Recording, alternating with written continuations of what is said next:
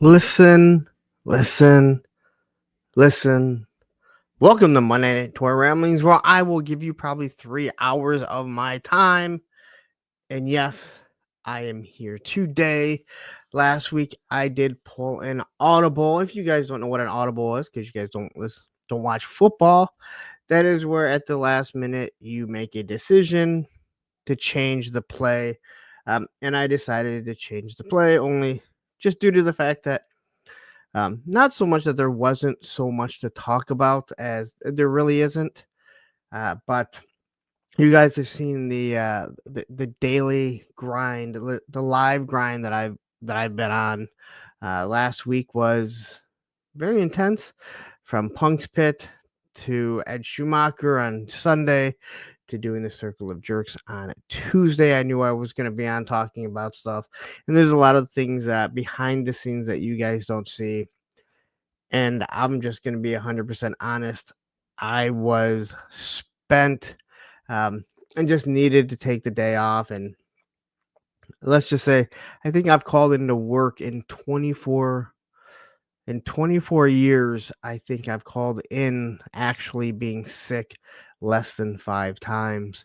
Um, I've missed time, and I missed more time due to my ex and her health issues.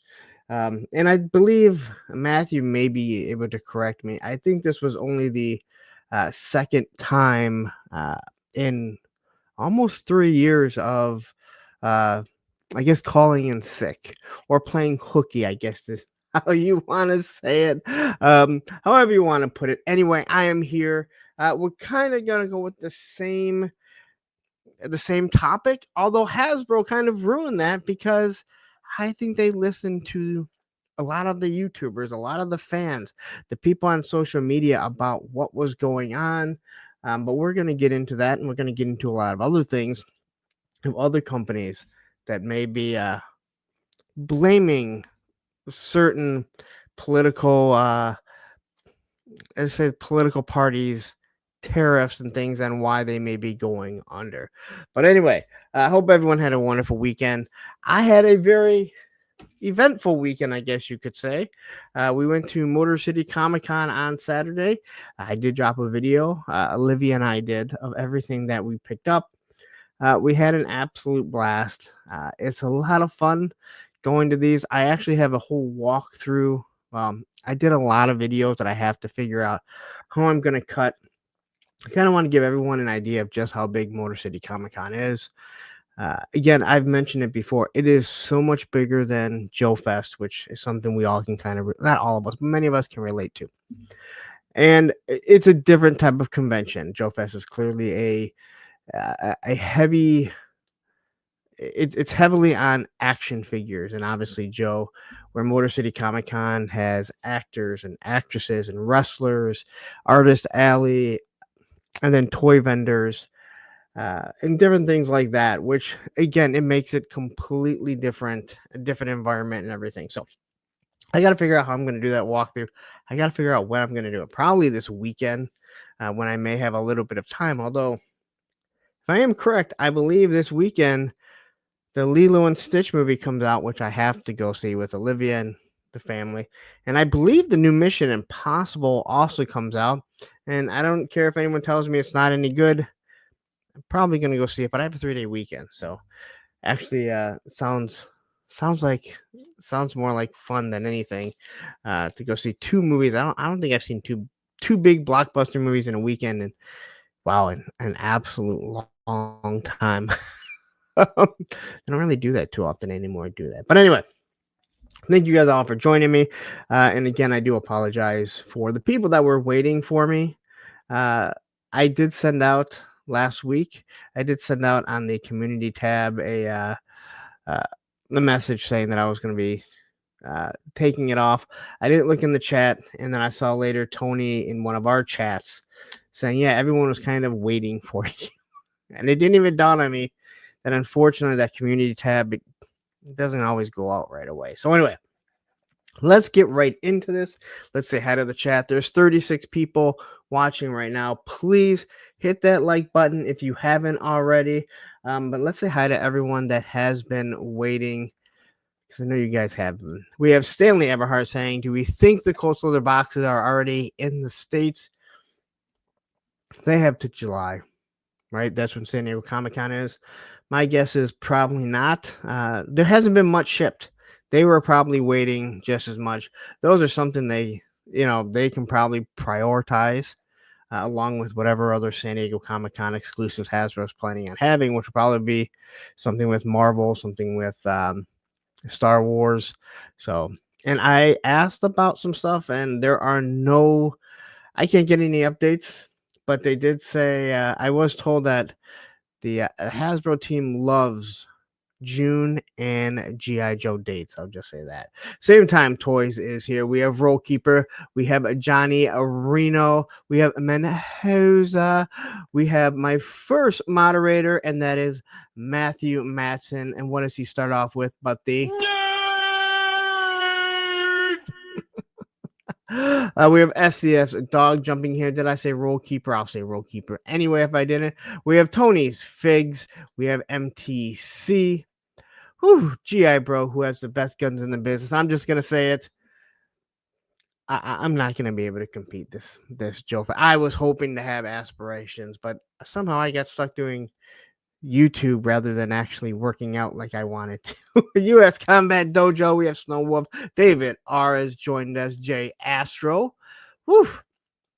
We have a Viper Scout and Allison Troy, who has been helping me. We've been doing it together. They made the power of the force. I have started to totally slack on it. I did see Allison post a couple names, which I do appreciate. And I still got to talk to her about getting one done. Derek Holloman saying, glad you didn't do a show. Was in bed asleep before you would have been on. I didn't sleep. I'll say that, but Olivia and I did get to watch some Buffy and Angel. Jake Anderson drinking, doing employee reviews, and watching Larry. That sounds weird. Nolan, which from what I understand makes us Toy Tube official. There is Machine Man. And then, to get this started off early, I got to give this really quick here. And that is... Here comes the money.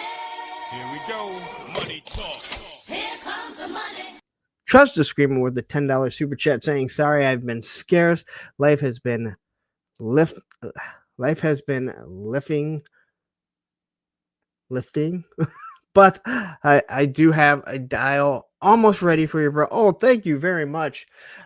Hey, I've noticed that you haven't been here, man. I really do appreciate you. I know I had you on, and I told you how I feel, man.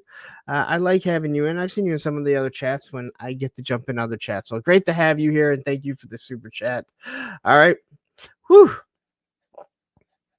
We have Cobra Commander Alex Martinez, Joe Fan 84, who I've been seeing all over the place. At least I know he's been on the Clubhouse recently, which I have not because I'm recording at that time. And I'll tell you what,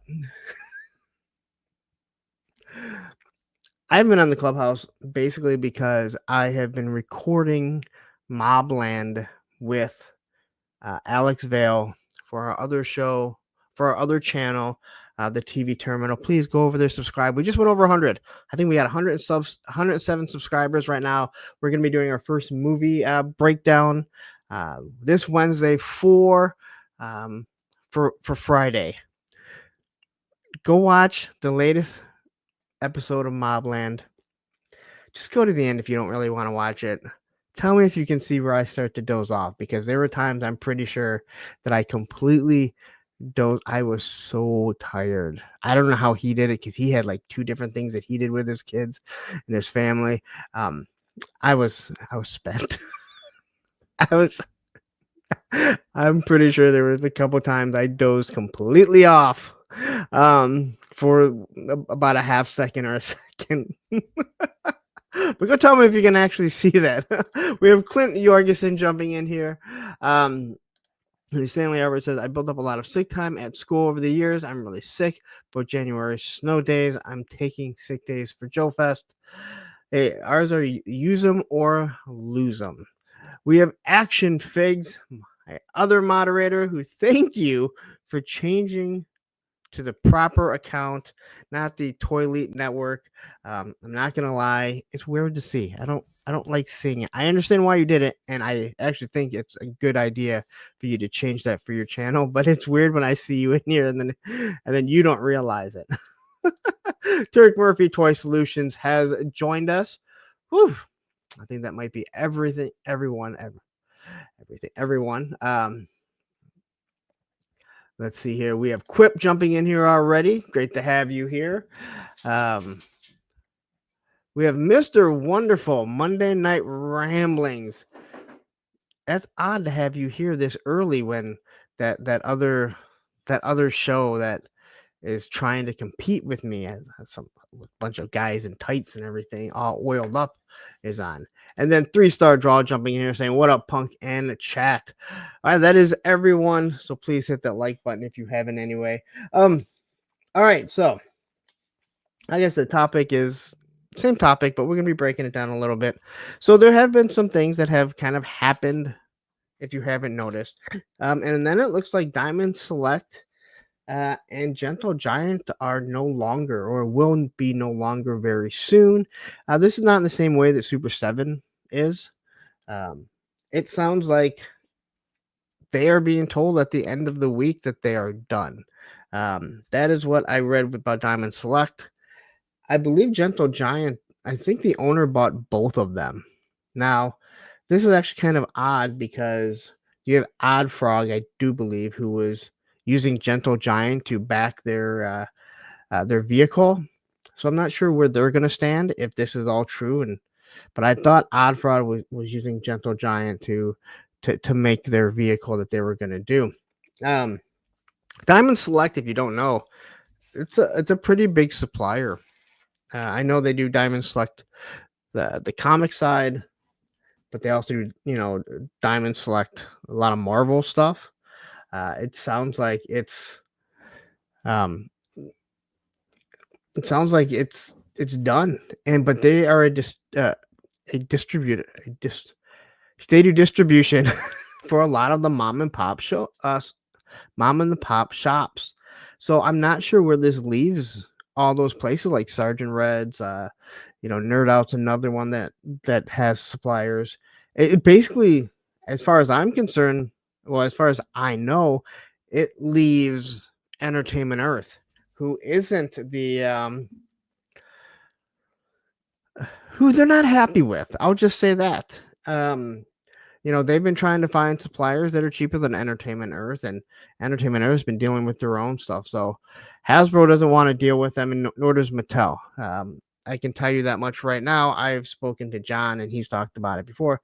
Mattel and Hasbro, they barely want to talk to you unless you put in these huge orders. And when I say huge orders, I mean huge orders like what BBTS and Entertainment Earth actually put in, or Target, Walmart, whatever like that. So there's a lot of people that are going to be out of a job. And again, this is due to bad decisions. This isn't, as far as I'm concerned, this is not tariff related. Maybe that was the final, breaking point, but this is tariff, this is, bad decision related. The same with, in my opinion, Super 7, who they laid off a bunch of people also. And we'll actually tomorrow on Circle of Jerks be speaking with Kyle. He was a designer at Super 7 that was also laid off. But you make bad decision after bad decision. Everyone knows about them. It's really hard to blame something that hasn't even happened. So I don't know if Gentle Giant and Diamond Select are. We heard about Diamond Select having issues well before this, right? That there was talk of them, going under, discontinuing, this or that. Now it sounds like it might just be completely going. And if I think what I quickly read was the same guy bought Gentle Giant and Diamond. So I wonder if they'll come back maybe with a whole different company, just all under one umbrella. Hard to say. And quickly, we have Matthew, who is not a fan of Odd Frog, saying, "I told you Odd Frog makes bad decision." And Machine Man, yes, it was the Bandito. That was what it was. Um, and then Stanley says, "So 7 day notice, is that long or short time in the distribution world?" Well, I think that's short notice. I mean, if you're giving people 7 days that they're being let go, yeah, that's not real long, man. That's not long for anything. It doesn't matter distribution or what. You could work in the restaurant. If they give you 7 days and you're done, that's not that's not good. Ed says Odd Frog backed away from Gentle Giant a while ago due to financial struggles with financial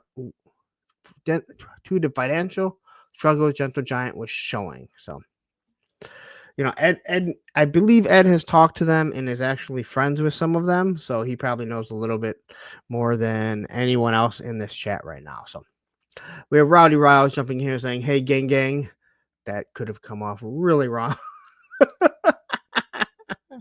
Snowwolf says Diamond has been imploding for the last couple of years. Yeah, so is Super 7. That's what I'm saying. And the Super 7 hasn't gone under, but I don't like the tariffs being blamed, when you've already been struggling. Rowdy Rouse says Diamond is 100% gone. Mega Powers just talked about it. They wanted the game studio, and that's that can be an issue if that's what you're trying to do there. Toy Matrix jumping in here saying, "Yo, punk, yo, chat." Yeah, it's disappointing, but the distribution side, that is where people are really going to hurt. I don't know enough about it. I really don't. I know from Sergeant Reds, from John, that he would get stuff from Diamond Select. He also got stuff from Entertainment Earth. I don't know where else he gets it from. He's told me, "Hey, I got other suppliers. I'm working on this," and I'm sure a lot of guys are. I don't really pry into it because it doesn't matter to me. I don't need to know what someone makes or how much they make on something or how much they pay for something. I'm not that person. I know there's a lot of people that say, "Well, you only paid, $23 for it. Why you charging me 27?" Well, because they have to keep their lights on and that roof over their head. It's different for a company like, let's say, Hello Dope Toys, who they're working out of their house, and they can probably go a little bit cheaper because it's their second job, but they don't always want it to be their second job. So, they eventually want to raise the prices, but it's going to be disappointing. I think we're going to see some other companies go under, and not just in the toy world, but in everything.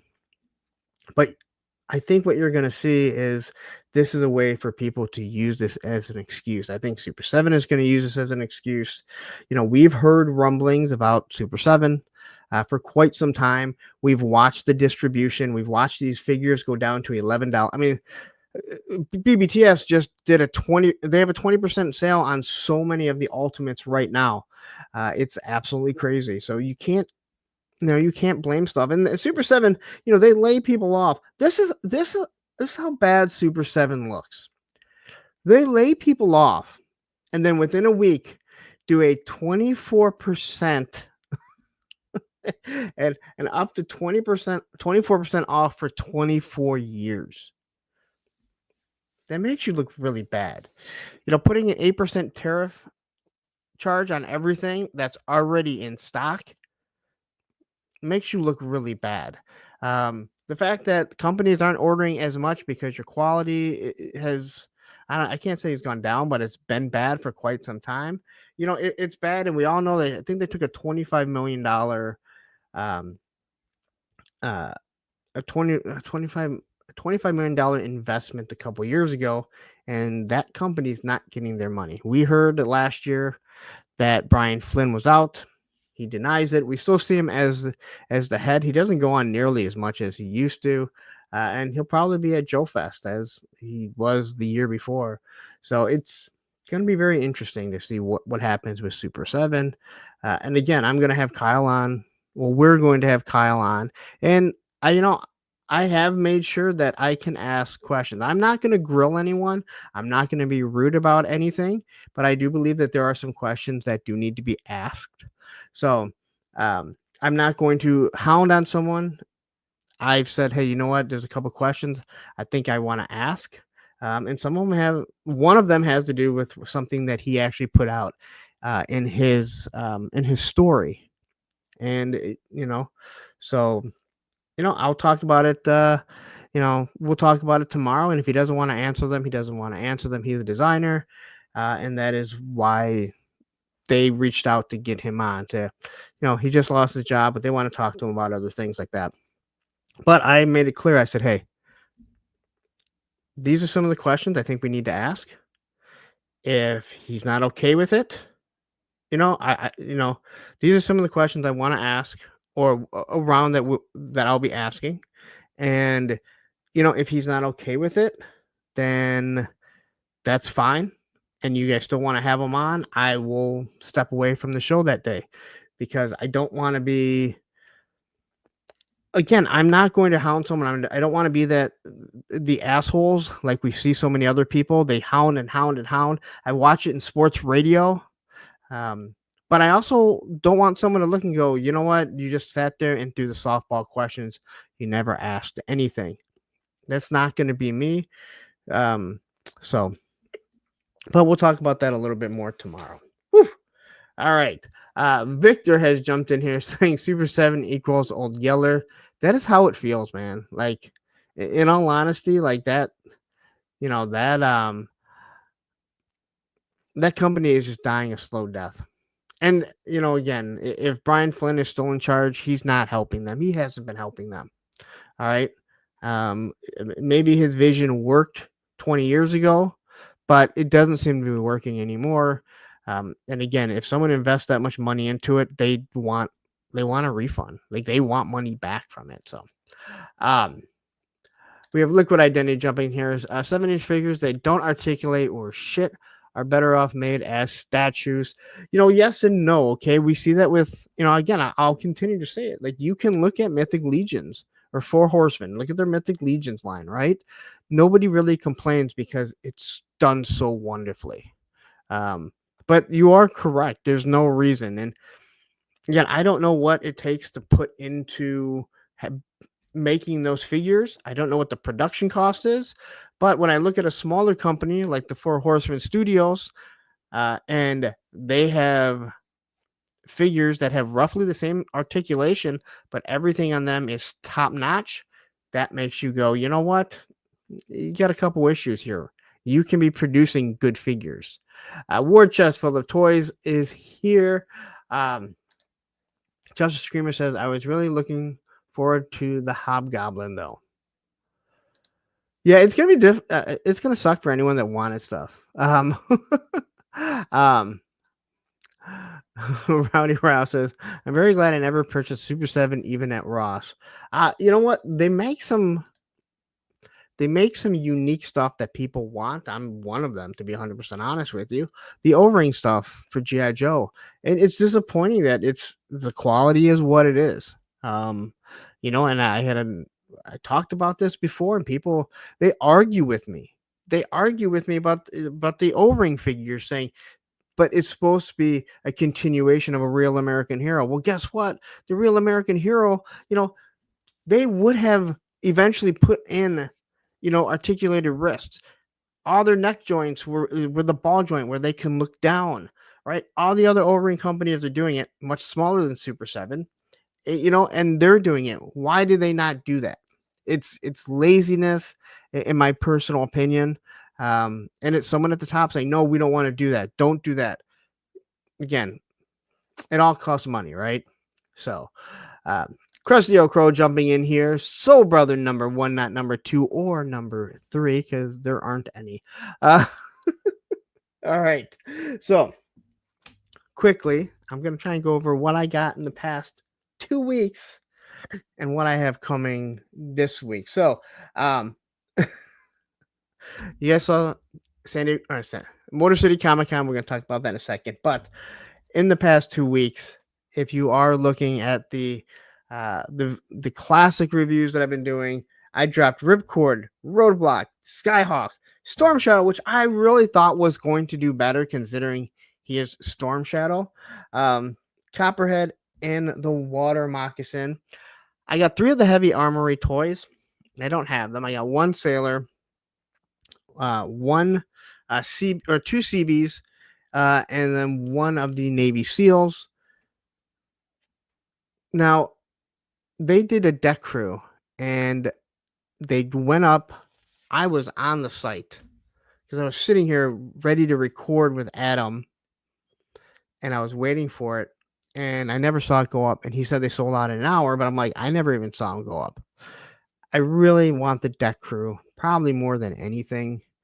Maybe the sailors, but I really, really want those deck crews because I have a USS flag. I don't know if you guys ever told the story about it, but I do. And I want them to go with it. So hopefully they're going to do a few more. He said once the orders are all done, he'll see, but I don't think he's going to. His communication isn't the greatest, although he did do a fine job. I reached out to him and I said, hey, just put another order. You sent me 2 left black hands. I don't have the right one. Can you throw it in there? And he threw it in there. So that was good there. We have, let's see, Real Richard Sampson jumping in here. And then we have Just Jeff also. We have Jody Graves jumping in here. And Graf. Do you have any shipwrecks for that USS flag? I do. I now have, well, I still have 8. Crystal Ball's not meant. Crystal Ball was never meant to be here till later on in the year. I know people didn't want to believe that because Walmart had that up a little bit too early, but that was on them. There was no way that was ever coming in. All right. So I finally got a Plunder Long. This little guy right here. If you don't have any of these and you just like toys and you like fun toys, Plunder Longs, Plunder Strongs, and the Plunderlings, I encourage you to pick one up. Now, we were at Sergeant Red's, Olivia and I, and they finally had one. I kind of soured because I was not very happy. I was not very happy with the Plunder Strong that I got. I felt the joints were weak. It didn't stand up nearly as well, especially for the big figure. But the Plunderlings I actually liked. And that was over a year ago. That was actually when I went when I went to Jersey, which was right after Legion's Con 2023. 2023. So I've had it for quite some time. But they had them. I looked at them, and Olivia helped me pick this guy out. She picked out a Plunderling. Actually, she picked out one of the what is it? I forget which one she picked out. But one of the drenches. But I saw they're doing the Plunder Frogs. I didn't know about. And then they're the Plunder Beaks, which is actually pretty cool. So I am looking forward to it. I really am. I like seeing what they do. Just a lot of fun. Quickly, we'll say hi to Kenzo's Creations jumping in here. So what is really cool, and I know I've shown this off, but I've never seen it. You know, I keep all my boxes, but one of the things that they do, and they did it with the Plunder Long, or the Plunderlings, they give you these little ear adaptions. So he's clearly smiling. Obviously, you would see the face, or you see the figure in there. But I love the little ears. They're just fun. It's just something really cool. I think something that companies have gotten away from.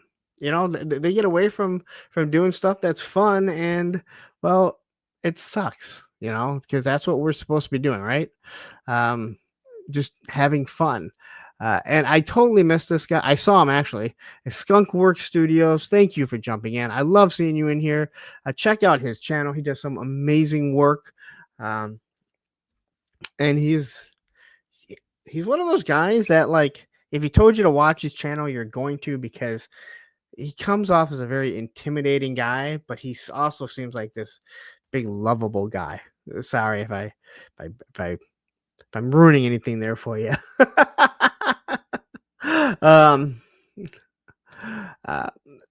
3-star says those ears. I think I know why Olivia picked that one.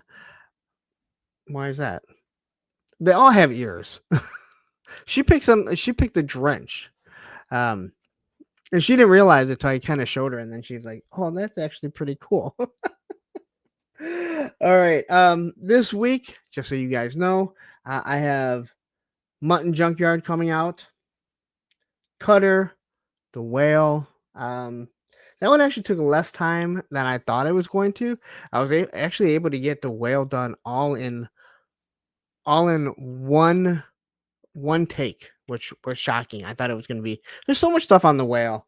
Um, it gives me a lot of encouragement that some of these other ones I thought were fairly large, I'll be able to do pretty easily. Uh, I also have two ramen vans that I've been sitting on for quite some time. They're just sitting in my living room. They're not even opened yet. Once again, Greg dropped off the A-Team van and then the Rev van, the black one. I have not had a chance to do it. Matter of fact, if you look back here, yesterday I finally went and fixed everything what I wanted to. I talked about it before. I wanted to put another table in here, so I ordered one. Well, it was just too long that I couldn't put the small table that I had been doing reviews on right there. It didn't fit. Over there, that is where I'm going to be. I'll have inside. So I want to do pictures on the inside. I want to move stuff around. I'll have that as a whole inside photo shoot that I can do. This is all on the outside, and it's all one level now. So I'm going to have more time or more chances to do stuff, take pictures.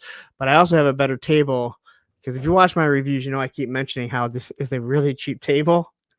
Well, this one here won't move nearly as much. So I'm actually looking forward. And I also bought a new stand here.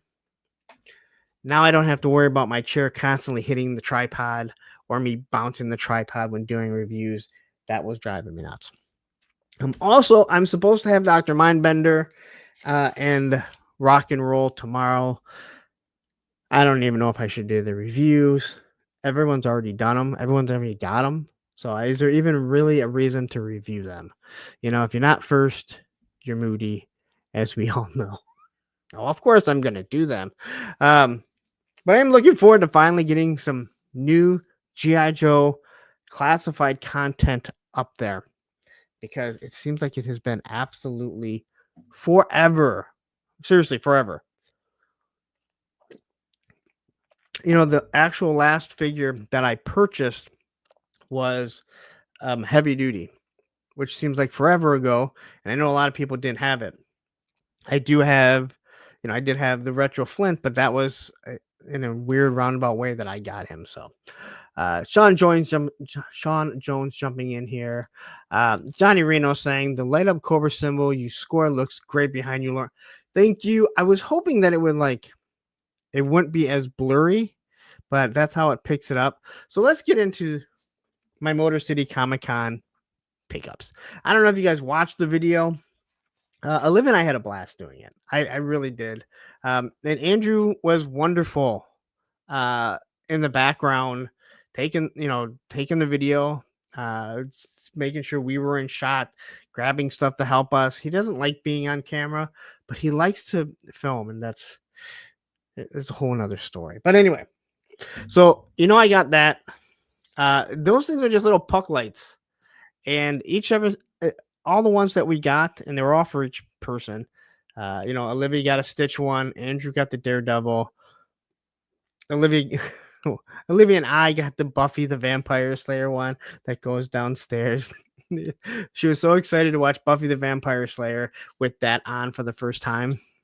Not like it was in the site in our site. It's actually behind us. And those things were like it was 4 for 100 or 33 each. I know someone may say, you know what, it costs 50 cents to make them in China. I don't really give a shit. And then we picked up some stickers. I got, finally got a G.I. Joe one. We got the Awashikage. And then I only went over to here because I got a Sick of It All one. And they had a whole bunch of music ones one year. And I went looking and I found the Circle Jerks.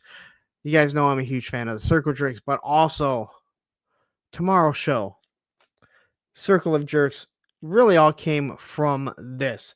So I had to pick that up because I think it's absolutely awesome. There's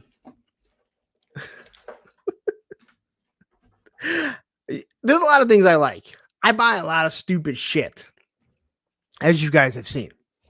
Matter of fact, we're all collectors. We all buy a lot of stupid shit. But every now and then you see something that you have to have that you have no reason for. And as I'm walking down the one aisle, it's actually kind of like the end of the aisle. I see these keychains. And I don't know why, but Angry Wicked was something I had to have. And I saw them and I'm literally like, ah, I don't know why. But the kids think that, well, Olivia thinks it's hilarious. I even think my ex kind of laughed about it. I don't know why. This is not something I would normally have to have, but I'm like, this thing is just, it's just awesome. I just had to have it. So, and Kenzo saying, it says, looks really cool back there. Thank you very much. I had to turn it down. If it's up all the way, it's very bright. If it's down, it doesn't look as good. But thank you guys. All right. As for everything else that I got the blind box. I went over the blind box. I'm trying to show you. Now, Matthew says that Matthew says that I didn't price everything out properly. Because it said, they were $60 and it says up to $200. So we got this bag. I'm taking it to Joe Fest, right? I'm taking it to Joe Fest for sure. Now, how much I'll actually walk around with it, I don't know. Probably not very much, as I don't really carry a satchel or a man purse, no matter how you look at it. But we do got Snake Eyes on it, the G.I. Joe logo. Look at that. It's got timber on the back. Not the greatest timber, but it's timber. Well, actually, here's the box. So you got Cobra Commander. Cobra Commander with the Air Force, their Air Force logo. There's your Duke, and then your Snake Eyes and Timber. Not the greatest looking, but it is what it is, right? So you got the backpack again. I think I'm gonna have to walk around with it for at least a little bit.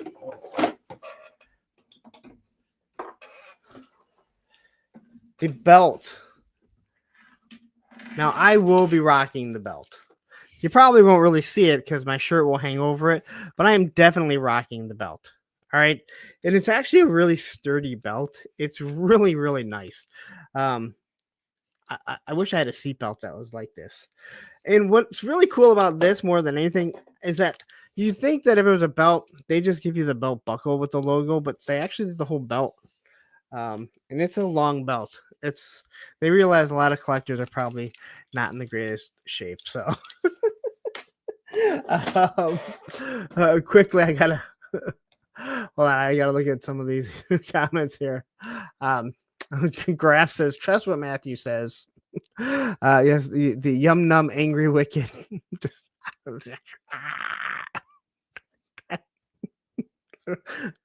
Every time I see it, I feel like I have to do that. Take your merch to Joe Fast. Hey. We have Gun Bunny jumping in here. We have Eric Thurman saying that bag is sweet. So we get this. So I got a lanyard, all right, which has Storm Shadow and Snake Eyes and Snake Eyes and Scarlet. I do have to say one cool thing about this is that this one here, that is a picture that I have on the G.I. Joe wall, or on the wall in the G.I. Joe room. And that is another iconic cover. So they grabbed some great covers and artwork, but I also did a blind box unboxing from what was it called? From GameStop. Actually, got it right here. And when I was cleaning yesterday, I was like, oh yeah, I got this blind box here. And then I realized I got another lanyard that has snake eyes on it and everything. So, totally forgot about that.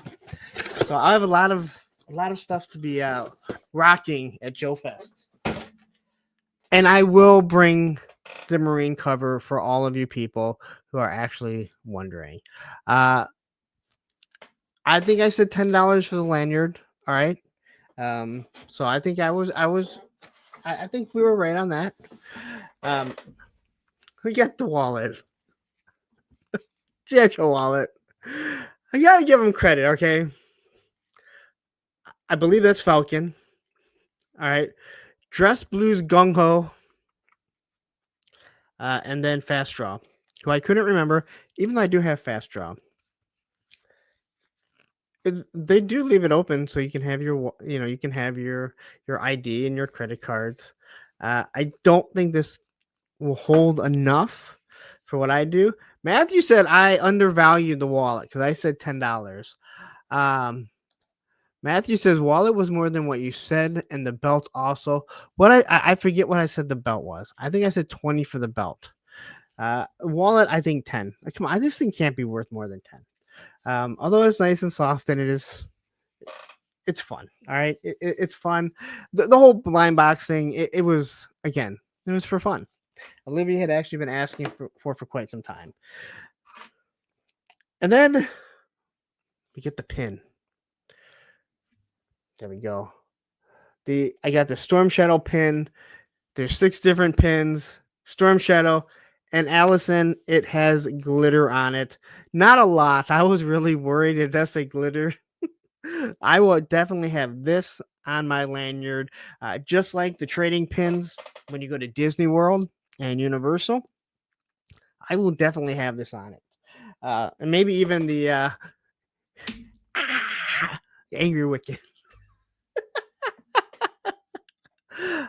No, it is not Velcro. It just opens up. Just a regular old one. Kenzo says all Pug needs is a trapper keeper, and he's ready for 5th grade. That's kind of how I felt. I'm not gonna lie. Not gonna lie. The belt is cool though. I'm really looking forward to the belt. Another thing that I picked up, and I normally don't pick up props, and I'm not gonna show it. Because last time we showed a pew pew, my channel got knocked off the air. And that is a Visitor laser pistol resin prop model from V. This thing is actually pretty cool. Now, this was $40 or it was $85 already done. The thing is, they're just black. And then it has this metal, the clear piece. Now, she said you have to shave down the clear piece to get. I don't think it's going to be a problem to get that in there. So, yeah, Matthew, yeah, don't worry. I'm not showing the pew pew. I'm showing the box. So. Even though you can't do nothing with this. But I know showing the box is bad enough. I always loved this gun. All right, I thought this was one of the coolest blasters. This is better than Han Solo's blaster. I don't care what you said. The cool sound and everything. I always thought the laser tag gun looked similar to it. So I was like, you know what? It's only black. I can paint it black. And the resin is actually already like a real dark gray. So it wouldn't even matter if I paint it or not. But I'll probably paint it outside once it gets a little bit warmer and see how well I do. And then the last thing that I picked up, and this is from Web Comics. If you didn't watch the video, I urge you to go watch the video. It was just a lot of fun. I had more fun doing it with Olivia than anything. I mean, her and I just laugh about everything.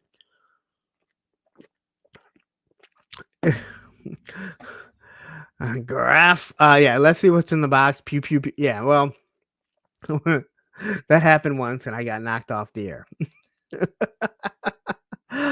3 star says that V pistol is a shit. Bring it so I can see it.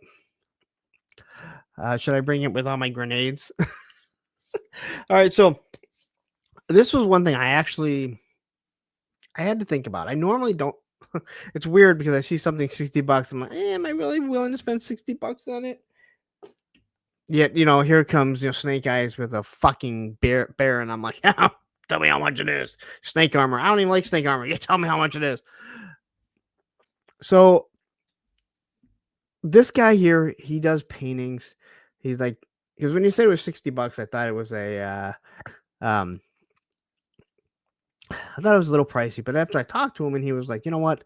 He goes, I only do one, and if I really like it and I get people talk about it, I'll do prints of it, but I only do one painting. And what he told me was his basement, he's turning into an arcade, and he started doing 8-bit, 16-bit, different things like this.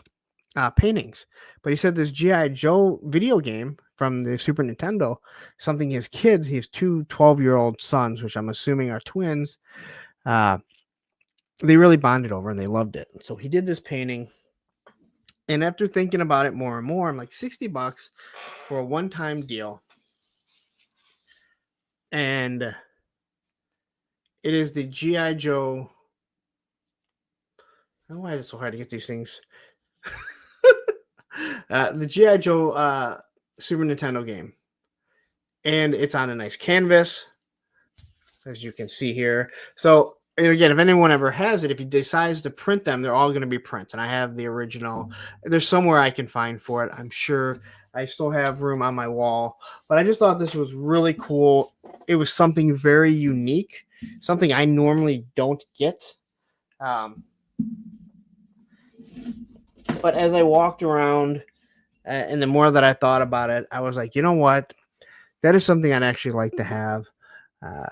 Again, I have so much G.I. Joe stuff in the living room and basement and behind me. I'm sure I can find somewhere for it, but I don't have something like that. I mean, I printed pictures, off Canon plotters and everything like that, but I don't have something like that. And I was like, you know what? This is actually really cool. Also, as I talked to the guy, it is Web Comics. He's actually out of Troy, Michigan. Right? Can you see that?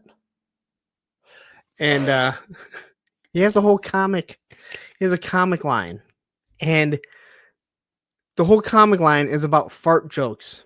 And the main character is a microwave burrito that while he was being microwaved, I think I'm explaining it right. It was hit by lightning and it came alive, so he runs around the town attacking food mascots. But it's all fart jokes. They had all kinds of paintings. They had CD cases, and on the inside is like the digital versions of the stuff. But it's all based around fart jokes, which I thought was pretty hilarious. And Olivia did too. Olivia actually found it really hilarious because she was the one that actually noticed it, and I wasn't even paying attention because I was talking to the guy about that. So, again, really cool stuff. And again, that's the type of stuff when I go to like Motor City Comic Con that I'm more interested in getting. I can pretty much go to Sergeant Red's and get any toy that I'm looking for, vintage or not, or go on eBay and find it. So, but that was it. That's all my pickups for the past 2 weeks, and everything that I have that I know that is dropping this week. And I'm already working on. I really got to get up on the vintage stuff or the classic stuff going in Joe Fest because I just want to be done for like a week or two after that, and then see what else I pick up, and then we'll go from there. All right. As for tomorrow, we got Circle of Jerks, as I already talked about. Me, Baldy Fox reviews, Spec, Toy Optics, and Terry, the Island Viper. I don't do it nearly as good as him. And we're going to have Kyle, formerly of Super 7, on, like I already said. I have made it clear that I can ask a couple questions. or if we get to that, there's just some things that I think it's going to come up that people may want to ask. He may not be able to speak of it, and that's perfectly fine. If he says, "Hey, you know what, I can't speak on that," or "I'm not willing to," or "Hell, maybe I shouldn't have done that," that's up to him. Uh, I just know that if I'm going to be doing a show, I need to be able to ask questions. And I told, like I said, I told them, hey, if he says nope, I'm not going to come on if you're going to ask any questions like this, which he did not. So, but I told them, hey, I will take myself out of this episode so you guys can have him on if you really want to. So I am looking forward to that. We'll see exactly how that goes. But tomorrow is a busy day for me, as I will be doing that, probably recording one review and then jumping right on to do a recording for our other channel, which is the TV Terminal, where we're actually talking about Murderbot. So I'm going to drop this right here. If you haven't seen Murderbot, if you haven't watched the channel, if you haven't gone to the channel and subscribed, please go do it. I'm going to share it right now. So this is to episode 1 of Murderbot that we're doing. Go to the TV Terminal, subscribe, and all that other thing. But it's a busy day because what we have going is we do the Circle of Jerks. Goes to a little after 8. At 9 p.m., we have the Toilet Takeover. They take over. That is my moderator, Ed, Action Figs, and Travis, Mr. Wonderful, not moody, though he's kind of moody, to be 100% honest. They go on at 9, and then the Evening Blend. I think I got it right this time, right? With my other moderator, Matthew Matson, and Pop Blender. So Tuesday is, again, you guys just sit down, turn it on, you watch me and the other guys, then you tune into Ed, and then you tune into Matthew, right? And then you hit all my moderators, you hit me, my moderators. We're all one big happy family. If we have 100 people watching on the Circle of Jerks, I expect there to be 100 people watching Ed's channel, and then I expect 100 people to be watching Pop's channel. So you guys, you guys don't follow. Well, if you'd get me a commercial with the right name, then I'd have it, then I might remember it. With that said, you at least got me a commercial, so there's great to it, right? This Thursday I have the Collecting Brothers John on. So I'm not having both the Collecting Brothers. I'm just having John from the Collecting Brothers, who I have only spoke to a couple times on the Clubhouse. He's been in the chat a few times, but we're going to ask the burning question of how do you get John out of Gean? Because that is how you spell his name. That is probably the most interesting question that I have to ask him, because it drives me nuts. As I mentioned, the TV Terminal, we are doing Adam and I are doing Talking Mobland, which is a wonderful show on Paramount. If you are not watching, go watch it. It is so good. Even if you don't watch a show, why would you be watching a show? It is probably one of the best shows on the air. It is that good. There is nothing like, and I talked to Ed. I talked to Ed this weekend, and he's been watching it. He said the same thing. Like, he goes, sometimes I was kind of like, why are they talking about this? But everything in that show, man, whatever they're talking about, it's going to lead to something. There is a purpose for it. There is no filler. Nothing extends too long. It is so well written, so well directed, so well produced. I'm absolutely loving it. We're also doing Murderbot. Now, we've only seen the first 2 episodes. We'll be watching the second episode tomorrow. That is on Apple TV. It's only like a half hour, and it is a very interesting concept. It's based off a book, and a couple of people in the comments have already said that it follows pretty closely to it. Adam and his brother are also doing The Last of Us, so they break that down on Sundays.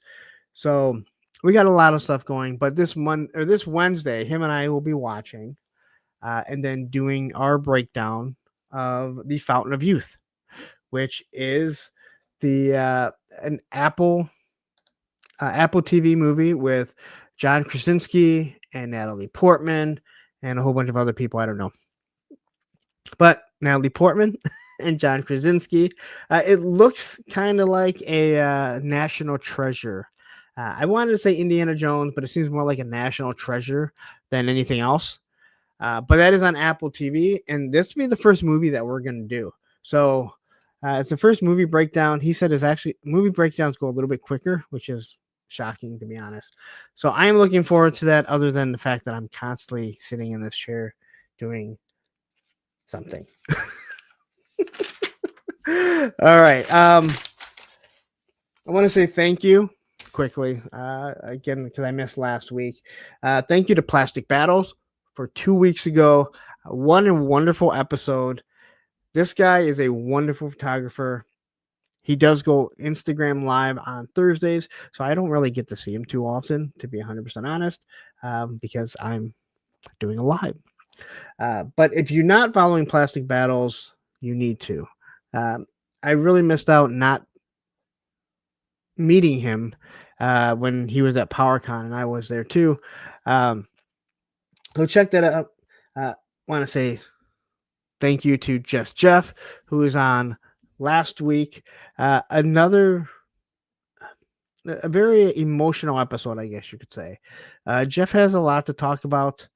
And I think that in this space of toy collectors, no one else really hits the things that I do when it comes to this. I didn't want that show to be about toys. Obviously, it's going to revolve around toys, but we as toy collectors, we are people first, and many of us have a some sad story, emotional story. We have heard the stories from Ed and Ostrodamus. We've heard from Kirk Murphy. These are some really sad things. They've had some really sad things happen to them. Just Jeff was no different. But then again, we turn around and we hear amazing, hilarious stuff from other guys. So it really is a show that people, again, no one in this community is doing anything like that. And I don't think anyone wants to do a show like that, to be honest. It is a true talk show about a person. But go check out Just Jeff. It was a really good one, along with Plastic Battles. And then I need to say thank you to Ed Schumacher, the promoter and owner of Joe Fest, as he joined me on 2 Sundays ago so we could talk Joe Fest. And I wanted to have him on. I had him on Thursday with a friend the year before, but I didn't want to, we've already talked. I wanted to talk about the show, go over a lot of things, just to kind of maybe if you're on the fence about going to Joe Fest and you're just kind of sitting there and you're like, hey, you know what? Should I go? Shouldn't I go? Hopefully it pushes you over the edge to go, you know what? I've heard enough of all of you talk about this. It's time to go. See what this is really about. It's not about getting you to go to one show or another show. I don't care. If you want to go to DFW, you can go to DFW. I just went to Motor City Comic Con. So I'm not going to sit here and tell someone not to go to other shows. They're not the same weekend this year. So again, 2 weekends apart or 1 weekend apart. So not that easy, but fully understandable. And you're right, Matthew. I total shill for it. Total shill. Beardy McBeardison jumping back in here, back in routine. Everything is right in the world. Good evening, everyone. It was only 1 week. It was nice though to sit back. The last Monday that I missed when I was supposed to, Andrew was in school and there's no one to pick him up. I had to pick him up, but he ended up not going. But I already had the day off and I actually went and skated. I kind of regret. I was like, I should go skateboarding today, but I didn't. That's something I got to get back into. But I want to say thank you to all of them. Again, thank you to everyone that jumped on Punk's Pit and spent way too much time with me. Matthew is there the whole time. I don't think it was. I think Tony was on there for a while. Ed is on there until he has to jump off and go moderate another channel. Viper Scott was there the whole time. So we have a bunch of good people, and it's just a nice chat. So if you're part of the, if you have a membership, jump in, watch it next time that you're on. All right. And we have Len jumping in here saying, "What's up, guys?" Woo! Oh, yeah. May the Power of the Force is still going on.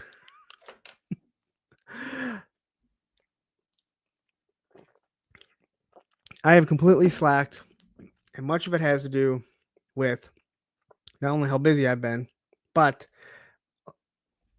the past few people have been Allison.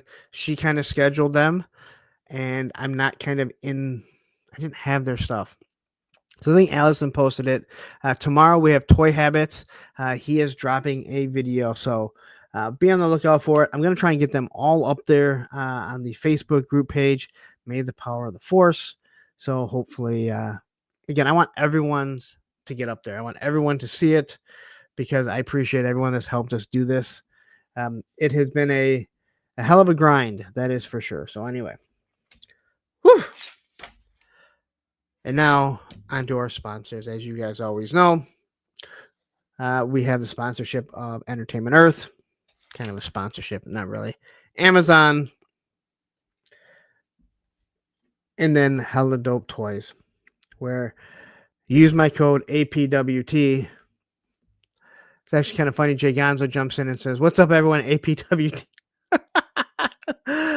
Use my code APWT. They just got a bunch of wrestling figures in. I saw Allison. She just posted that Mossman Doesn't Lie. They ship super fast and pack it extremely well, which is, again, they pride themselves on their packing. A matter of fact, I had Ted send me something, and he messages me and he goes, I don't have as much bubble wrap as I normally do. Is it okay? I'm like, as long as it's not bouncing around in the box. He's like, no, it's not that. And he sends it, and it's packaged so better than almost anything else that I've ever gotten sent to me. And I'm thinking, dude, you guys overpack it. You don't have to. Mossman is not lying when he says, "What are you going to do with all this packaging?" Packaging is so nice. It's so nice. But anyway, head on over to Hella Dope Toys. A lot of clearance stuff. Get this stuff out of their house. They got a lot of wrestling figures. They got Tony the Tiger. You can get 10% off, whether it's in stock or pre-order. Use my code APWT for that. But it's about time to get into the news. But we got to hear from our friend Mossman over at Hella Dope Toys, if I can actually find it. Oh, hey guys. So Lawrence, he had to step away for a little bit. He's got a case of the grumble dust. So he asked me to kind of watch over a stream. He put me in charge of y'all. He said to me, "Oh, Mossman, I have a case of the grumble dust, and I need you to watch myself for a little bit so nobody leaves and finds out that there's more interesting things to watch on YouTube. And also, I hate Ohio." So I was like, oh, dang, so now I have to come up with a topic for my very own show. And I was like, oh, what about talking about your favorite toy stores? So my favorite toy store is HellaDopeToys.com. So they used to have this really bad website. It used to look real scammy. Like if I gave them money, they were going to go spend it on like blow and hookers. But now their website is really nice. And like I can just go in and do like 1-2 click. And then my order's placed. And they ship super fast, guys. They ship everything in one business day. So like I get all my toys first. So when I'm out there on the playground and all my friends are like, "Oh, dang, Mossman, where'd you get that action figure? I still have to wait 17 months for mine." And I'm just like, well, I went to HellaDopeToys.com and I just pushed the buttons and then they shipped it out to me. And the packaging is so nice, guys. Like I opened up the box and I was like, oh, I don't deserve this. I don't deserve this kind of packaging. It's so nice. But then my trash can gets full because of all the packing stuff. And I was just like, oh, dang, I just changed the trash. But now I gotta change the trash again. Oh, you're right, Matthew Matson. You can use the code APWT at hellodopetoys.com and save 10% on your order. So how that works is, so you go and save 10%, and then a Punk with Toys, he has to pay that 10% that y'all save. So if you don't like Lawrence, you can just go to hellodopetoys.com and just buy a bunch of stuff and rack up his bill. So then, like, at the end of the month, they're like, Hello Dope Toys is like, oh, Lawrence, you owe us $1 million because of all the 10% codes that everybody used. And yeah, that's how that works. Okay, guys, so it looks like it's time for me to go now. So make sure you go to helldopetoys.com and like and subscribe, and then in the comments put what your favorite toy store is. But if it's not helldopetoys.com, I'm probably just going to delete it, okay? So, all right, guys, bye! Now, you guys hear that? Oh, actually hear this. There's the big guy. He's getting ready. Tony was telling me today, he goes, I love when I see Roman just like walk in the background and just kind of drop down. What's wrong, buddy? You can't get comfortable? Here, there you go. Come on. He's getting old in his old age.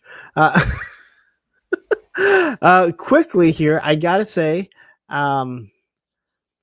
where did Matthew said it. He asked, "Where's Dopey at?" I don't see that comment. But anyway, Ted, did you hear that? People want to see Dopey. Here it is. Matthew's comment. Where's Dopey? And if you don't know, Dopey is the mascot that Ed Action Figs made for them, as he is also their moderator. So we need a Dopey and Mossman. There's no doubt about that. We're waiting for it, Ted. We got Lunchbox Killer jumping in here. I love this, Matthew saying, I almost said Ohio and Mossman's voice the other day. I had to stop. It is so hard not to. All those things that we have heard Mossman say, I can never say, oh no again.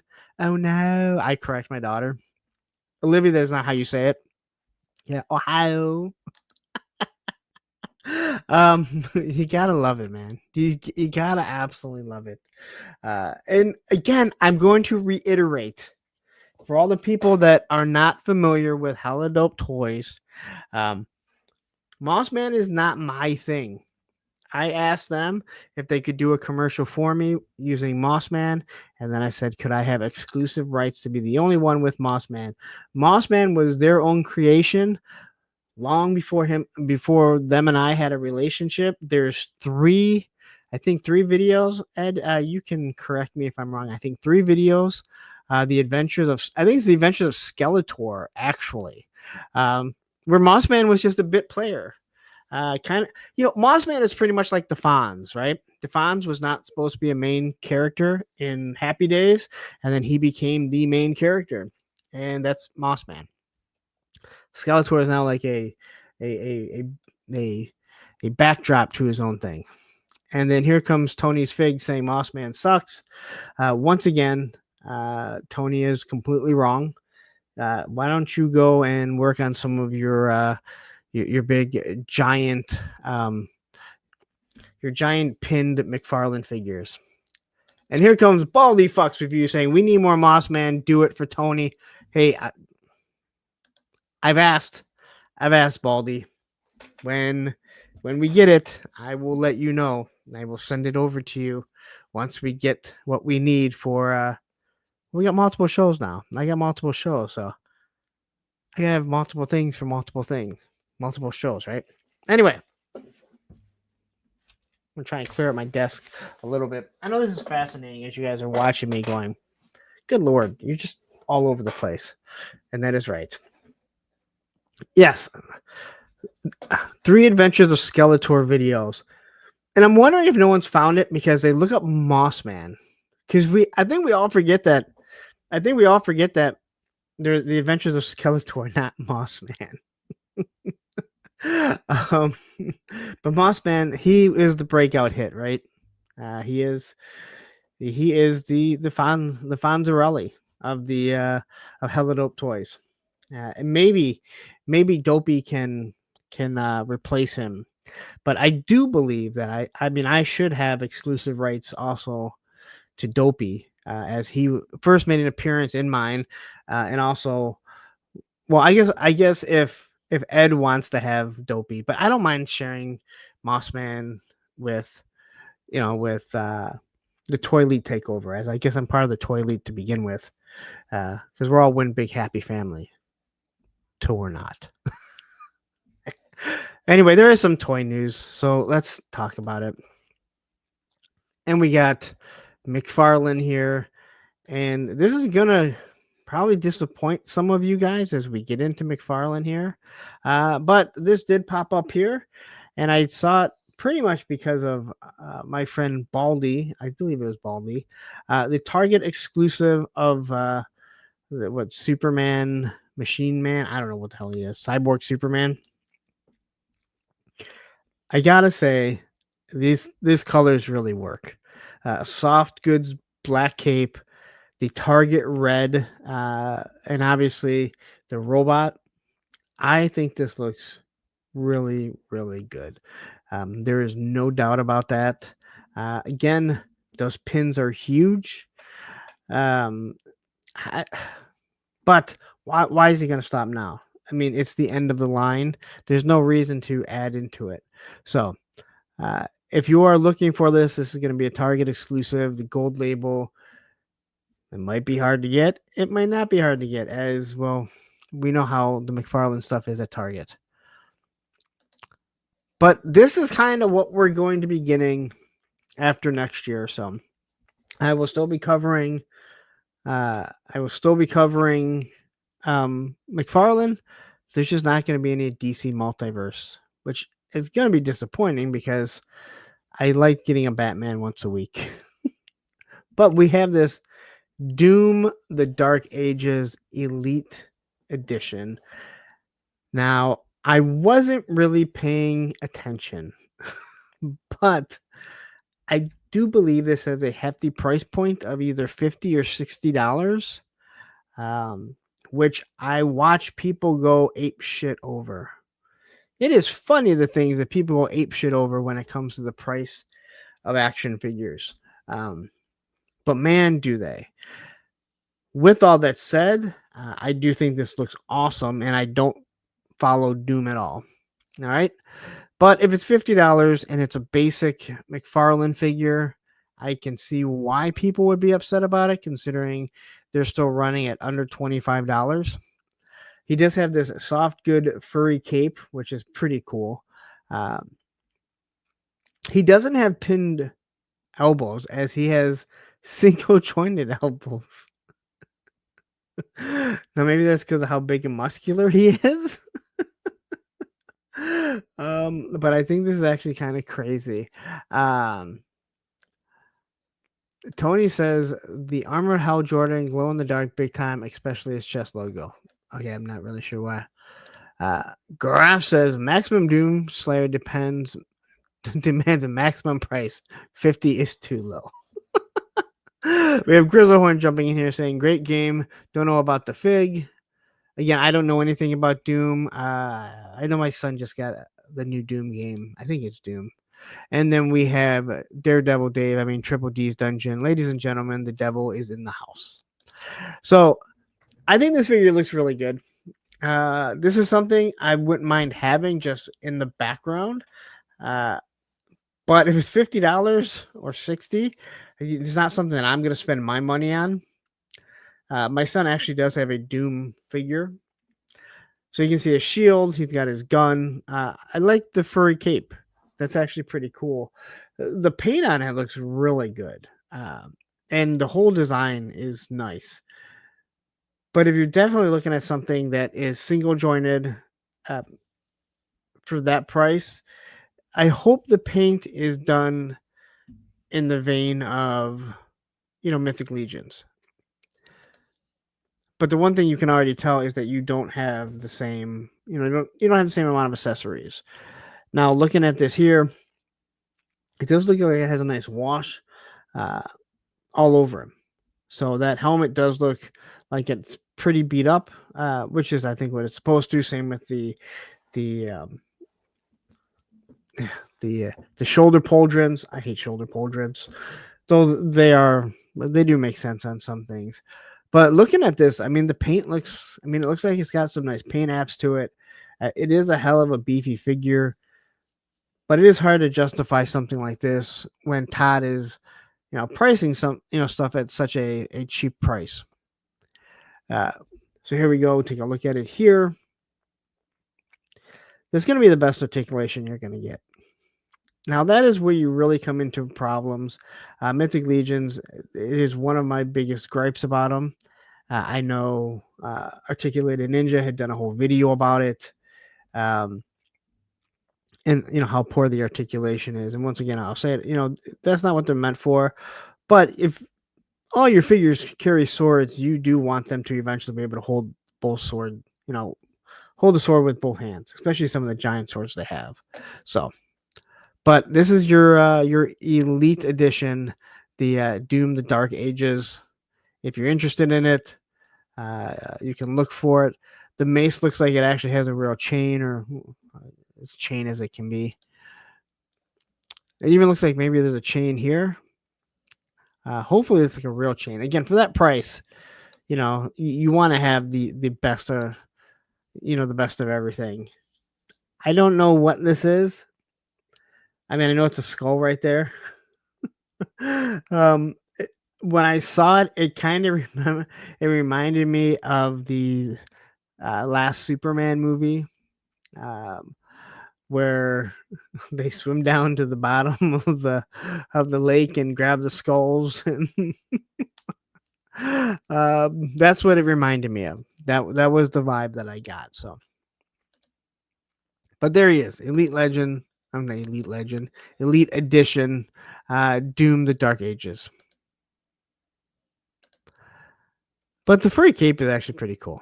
I don't, that would have been cool if that's what they would have done with, let's say, the first Snow Serpent. They would have done the pelt like this rather than the hard plastic, which is absolutely useless. So there's the box for it. So they do upgrade it. You see it's 01, so I guess we're going to have more, or you would assume we're going to have more. There's some dragons in the back. Those dragons are going to be $200. I don't know that. So, and that's all the McFarlane that we got. Like, I really do wonder, and I think we've all talked about this, what is McFarlane going to do once he loses the DC line? He is so heavily invested in DC. You can look at Hasbro and say what you want. Now, Hasbro, if they were to have lost, and clearly they didn't, we talked about this. Had they lost Marvel, they were also going to lose Star Wars. I think even though it's not a package deal per se, they're two different entities. If one leaves, I think they both leave. Yeah, I think that's just how it would work. I think it's a 5-year deal. Is that what they said? So they're safe for a while. But again, if Hasbro lost that, they still have the Transformers and G.I. Joe. And even though G.I. Joe is small, and to all the people that want to say G.I. Joe was like, oh my God, it's so big. I walked around Motor City Comic Con.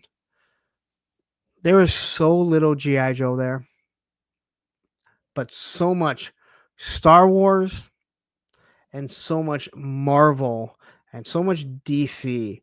I will reiterate again, as much as most of us love G.I. Joe, and I think it is the hottest toy line, the hottest adult toy line going, it is small potatoes compared to anything that Marvel or Star Wars put out. And I know people can't, they can't accept that, but, facts are mean, I guess. Hi, it's me is jumping in saying, I didn't miss you last week. I watched you on Jerks. You did that right. I did.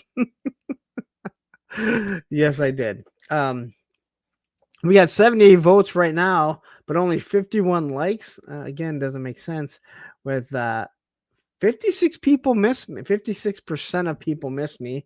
14 said no, and 29 said, I didn't notice you were gone. Fully understand. Clint says it's even smaller than Peppa Pig. Not with adult collectors. But yes, you are absolutely correct.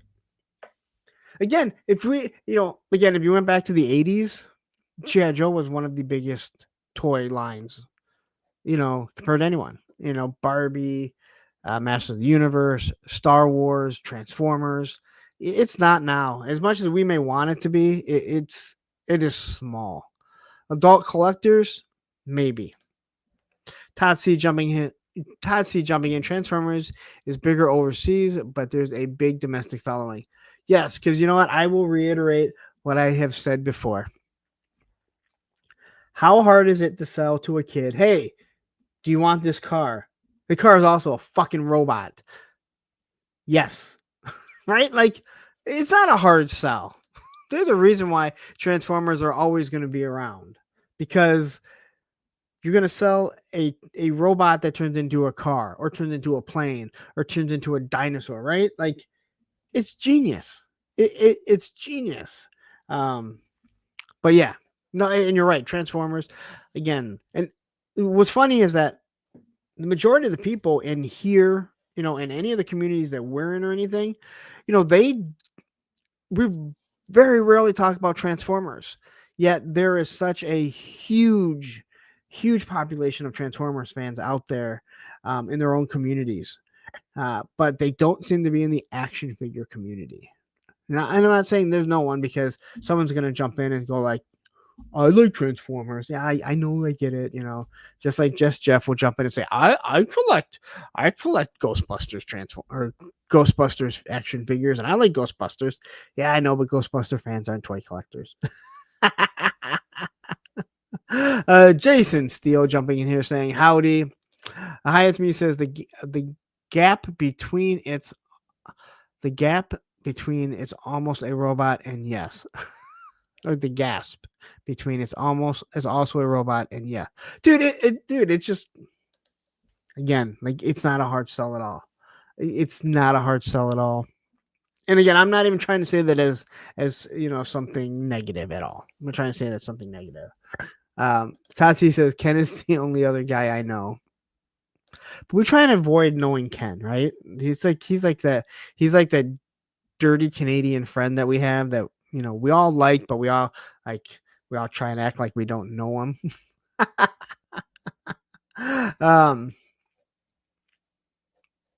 All right. Oh yeah, and Spec. Oh, and Spec. I like how you did that. Baldy, Baldy, I hope you're screen capturing this. Oh, and Spec. Jason Steele says, I started collecting a few months ago with Transformers. I'll say, like, I wouldn't mind to pick up some of the non-transforming Transformers. Look, Bobby's here. Just remember that it was Todd C that said it. Oh, and Spec. I don't mind, like, the robots look awesome, I've said before, I would love for them to actually integrate, because they own the GoBots too. Leader 1 and Psycho was awesome. I mean, he really was. It was an awesome looking robot, but those should be integrated. But some of these non-transforming Transformers look really good. I just don't have room for it or money for it. There's that too. Hi, it's me. Says G.I. Joe led me do some Transformers, but I never stick with it. I have said before, when I used to watch Tydirium Hanger, which is I haven't watched him in years. Is he still doing it? He would go through the news, the same as Robo, right? And really good to be honest. I gotta look that up and see if he's still doing it. But I remember just watching, and I was like, I'm so glad I'm not a Transformers collector, because there is so much. Like, it's crazy how much Transformers there are. Like, you can't keep up. The knockoffs, the third parties, and then obviously the Hasbro. It's crazy. Lunchbox Killer says, I love Transformer toys in the 80s. Not as good these days in my interest. Feel kind of cheap. Yeah, it's different. They're definitely different. They're way more difficult. I remember when Andrew, my son, when he was playing with Transformers, he got a lot of the movie ones, and it got to the point where I said, I will transform it once a week because they were so frustrating. It wasn't like the old ones where they were really easy to transform. Johnny says, I kept all my mint on card GoBots. And Matthew says, "Man, I have not heard Tidarium Hanger in a long. Again, I haven't thought about it. He used to always pop up. Same with Robo. So I wonder if he's still doing it. He had a really good channel. I really enjoyed. I really enjoyed his cadence when he gave like the news. But he was very for something that is named after Star Wars. He seemed to be more heavy into Transformers, or at least that's what his news was. That's probably why I stopped listening so much. Um, but I thought he did a really good job. So if he's still doing it, check him out. Again, really good channel. All right. Here we have some amazing Yamaguchi, the Revel Tech. I don't know why they have to have two different names, but both names are cool. You have Revel Tech, and I just like that I can pronounce Amazing Yamaguchi. And Matthew's probably going, how the fuck can you pronounce that? But other shit you can't. Jeremy Kimberly says T Hanger is still going and listening to him occasionally. Well, that's good. I really am glad to hear because, like I said, he put out really good content. It's nice. It's nice. It's nice that he just puts out the news that he wants to talk about. Doesn't get into the drama. I can't always speak to myself and not getting part of the drama, but it's nice to just have someone. Hey, here it is. He doesn't show his face. I'm sure he's shown his face and things before, but hey, you know what? Here he goes. And Matthew says, "Yep, I was about to say that about me being able to pronounce Amazing Yamaguchi properly." Matthew Madsen says, also, Metacom is a company that makes the Mafex line of figures. Yeah, that's another thing. That's another thing right there. Mafex. Mafex and Metacom. Again, two different names for the same thing. So, anyway. This we have the cable. I'm actually really interested in this. All right. Will there be a knockoff? Will there be a CT version of this? CT Toys version of this? This is interesting. This is like the cable that I remember, that I imagine, right? I do like the one cable that I have that recently came out. I think it's nice. This here, just I like this. I like this big, bulky. This is how I picture cable. I had a nice talk with Jeff on Thursday, and we got into the Age of Apocalypse. I loved X-Man. I have him down. Well, actually, I have him up in the air there. I absolutely loved. I loved X-Man because you got to see what Cable would have been if he wasn't constantly using his powers to keep himself together and not let the disease destroy him. But I also like the fact that they made him thinner rather than, the big chunky guy that Cable was. So, and Beardy McBeardison is saying Mafex or Mafex. And I do believe that we have established that it was Mafex, according to my moderator, Matthew Matson. Says China might be cracking down on chaos, so we may not see any more CT toys. And this toy says Tony Spakes amazing Yamaguchi for me.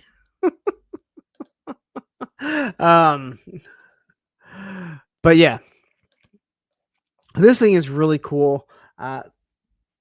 I don't know if the stand can actually hold him. And I only say that because I will say I used this stand, uh, the stand that came with my Mofex.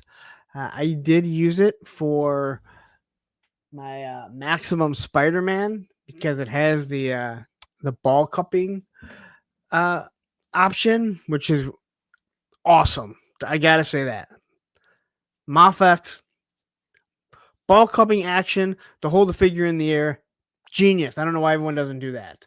Um, but I don't know if it's gonna hold this guy up for very long. Just how big he is. Now here he has. I love the the shields that he has. Now the eye blast was something that I also heard uh, Robo mention. He said, "Does he have eye blast that I don't know about?" Now, Jeff, you could probably answer this. I thought he did have an optic blast. He just didn't use it. I thought that I had seen him use that before, um, but maybe I'm completely wrong. So tell me if he did. Because again, we know Nate Gray has the exact same eye thing. Obviously, it comes from Cyclops. So, but this is also, and you guys are really, Tony really started something. uh, Tony really started something with the amazing Yamakuchi. So, and then we have Radnam jumping in here saying that shield is pretty cool. I you know I just got a notification from Helidope Toys that I'm supposed to be getting something tomorrow. Radnam, do you have something to do with that? Just asking for a friend.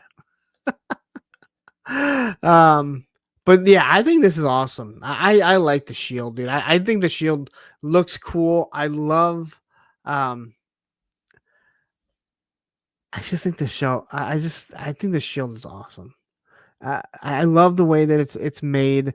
I can't remember seeing any other company make a shield like this. Um is I think it just looks awesome. So I really like what they did here. So here's the eye optic blast. Now it does plug in, so I believe that you have two different eyes. Uh, but I'll be interested to see how this is actually designed because that's how it all fits. The only Mofex that I do have, the only Mofex that I do have is the Terminator, uh, which I do like. It's an interesting figure. Something I haven't got to take many shots with is it got cold again. Um, but now that I have my room back or have room and new rooms that I'm going to be doing pictures with, I got to start working on different lighting and figuring that stuff out. I'll probably be bugging the shit out of Matthew if I get into the lighting thing. And Radnam says I may have shipped something today. I'd be surprised if it was there that fast though. It said that it would be here tomorrow or today or I don't know, something like that. I'd have to look at it again. I figured that it was coming from you. Uh, Real Richard Sampson says if AliExpress makes this cable, he's going to be either good or really, really bad. Um, you're correct on that. And Jody Graves says, I have the entire Mofex DCU Justice League, and they are fantastic. They are good. I just wish they were a little bit tall, a little bit taller.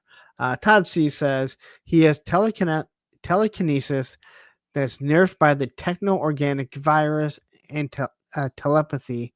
Never seen his eye blast before. I thought there was something, and again, I liked Cable, but it wasn't something that I like followed forever.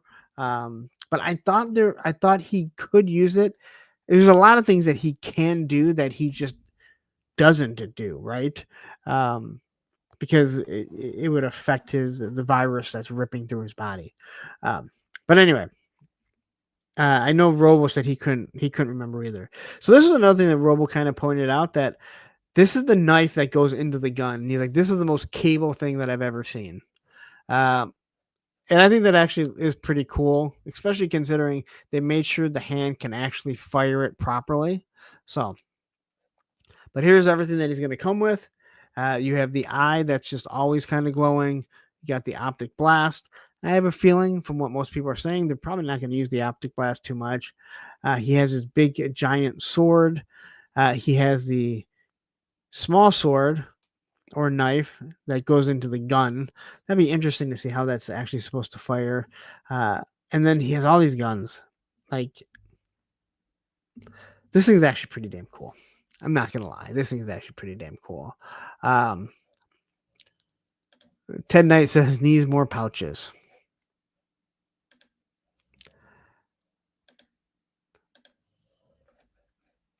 Does he? I know people love the pouches. I can see it. Take it or leave it. Anyway, there you go. If you want it, it's going to be available soon enough. Whew.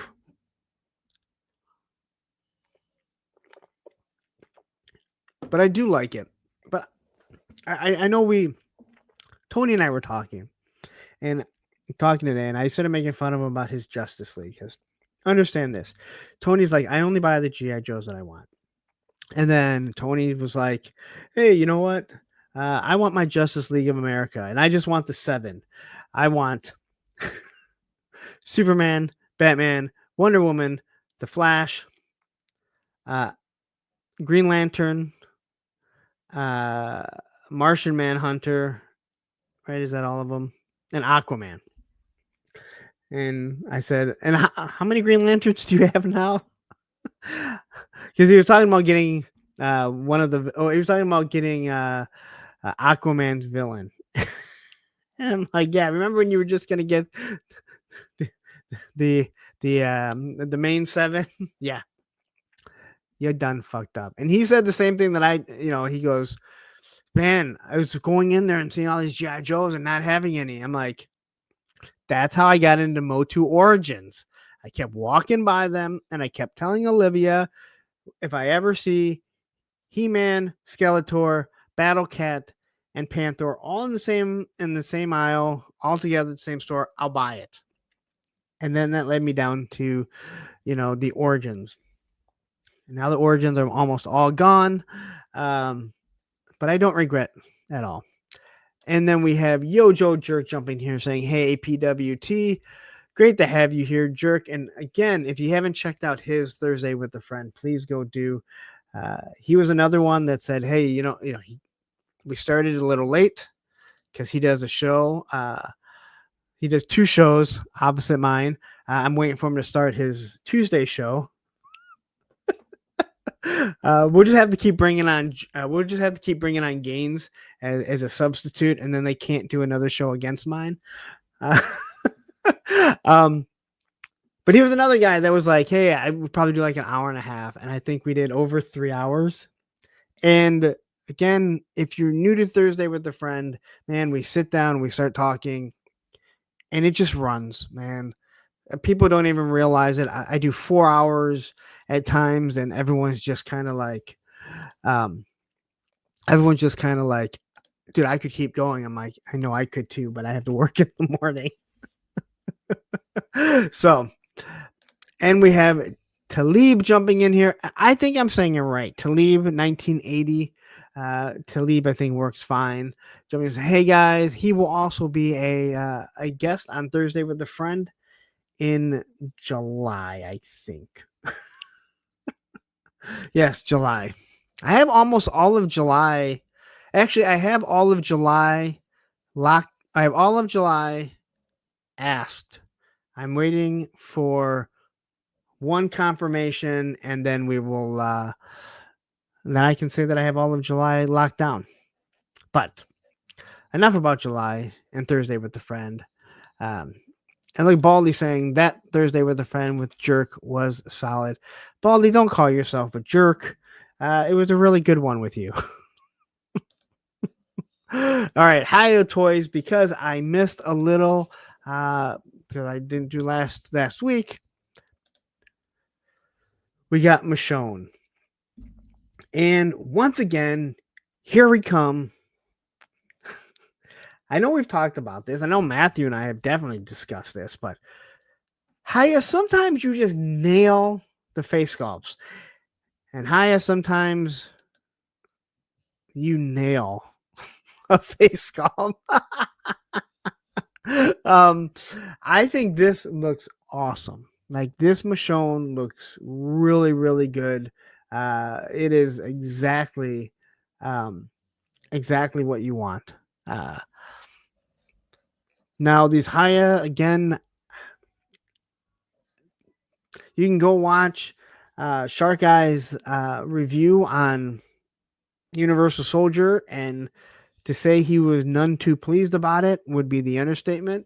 But anytime you spend that much money on an action figure and the head breaks and you're fighting with it to get it back into place, says a lot. And again, someone like Shark Eyes, I mean, the guy handles a lot of action figures. He has a lot of stuff. So, but yeah, yes. Maggie says, "Did you see Shark Eyes review on his first Hyatt?" Yep. And sure, I had a blast with you too. I here I'll just throw it out there. I wish I had more time to do more YouTube, guys, because I would love to do more stuff with more people.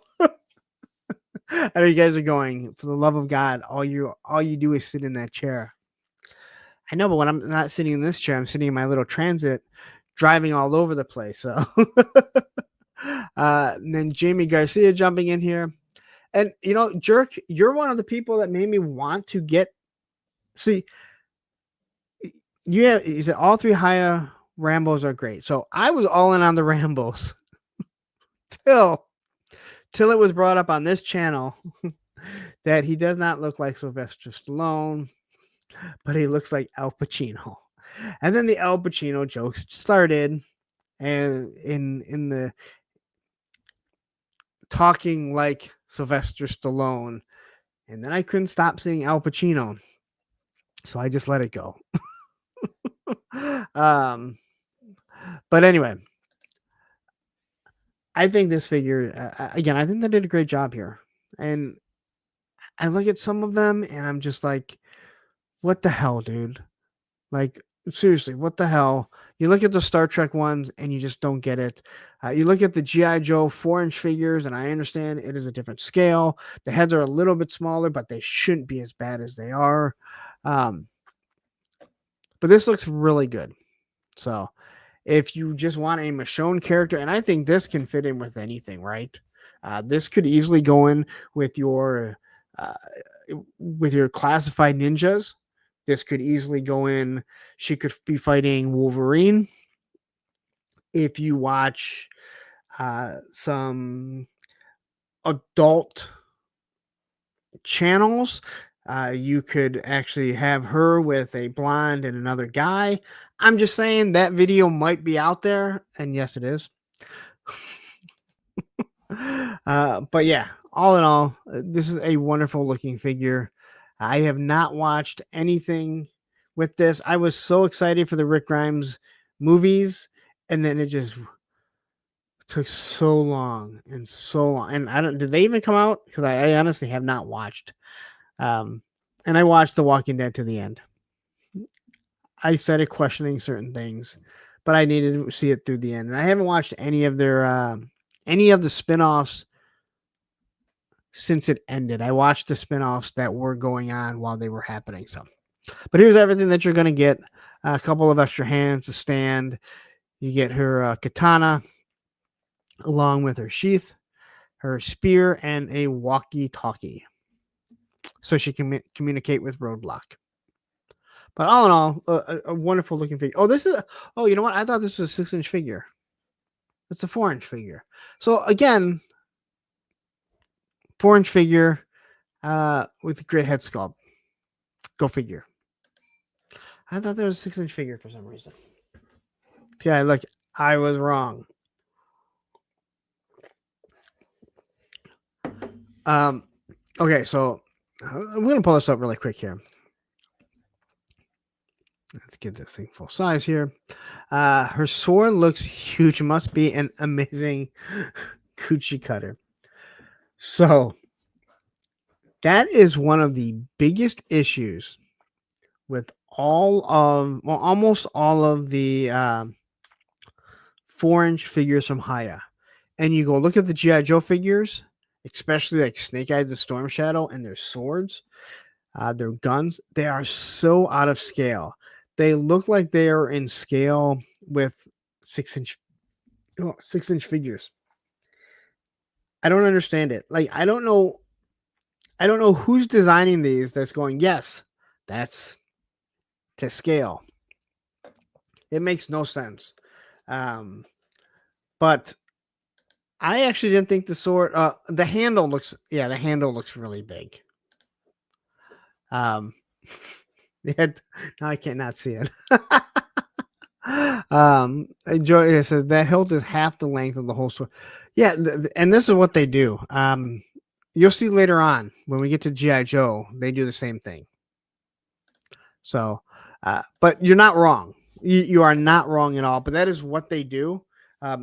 Something that I would say I don't think it's the greatest thing. But all their G.I. Joes have like, and it's usually like one weapon that's way out of scale. Way out of scale. Wait, Howitson says, insert Valiverse joke here. No, it's huge. It's not a tiny mag. I know you can get mad at me all you want, but all the Valiverse mags for any of their M4 platforms or their other weapons like that, the magazine is way too small. There, I said it. Since no one else will say it, no one else wants to admit that Valiverse has ever done anything wrong. All right. Look, it's Mafex. Whew. So this is interesting. So we got Chucky Mafex. I'm not a big fan of bringing, Chucky into my house. It's like I don't bring gremlins into my house. I'm just not a big fan of that. Bringing dolls into my house, like that Megan doll, which Sergeant Reds has a life-size Megan doll, and it is creepy as hell. Olivia was like, "That is creepy." I didn't think the doll was that big, but they're like, "No, that's the life size." So, and then we have the Berserker. I don't know. Like, this gun almost looks like it's out of scale, also, but maybe that's just how it's supposed to be. That stock looks a little big there. I'm just saying. So not okay. So Richard. So here's the whole thing. Those first guns, some of them were way out. Other ones were like perfect, but the magazine was small. The AK-47 is way out of scale. It's way too big. And then some of their smaller guns seem to be out of scale. But then when you got to all of their M4 platforms, and what's the other one that they had? The Scars. They use the same magazine, and they're way too small. They're tiny, and I know we make jokes about it, but once it's pointed out to you, you can't not see it. But if you are using one of their M4s, their M6, they don't use M16s because he does not like the M16. But if you're using one of the M4 platforms, not so much on the Scar, but on the M4s. If you take the magazine for the classified M16 that comes with Mutt and Junkyard and so many other figures, you use a little bit of sticky tack, you can plug it in there, and it fits perfect. It looks really good. That's just if you're not using that M16, because then you don't have anything for that. So, but yeah. All right. So here is this Superman.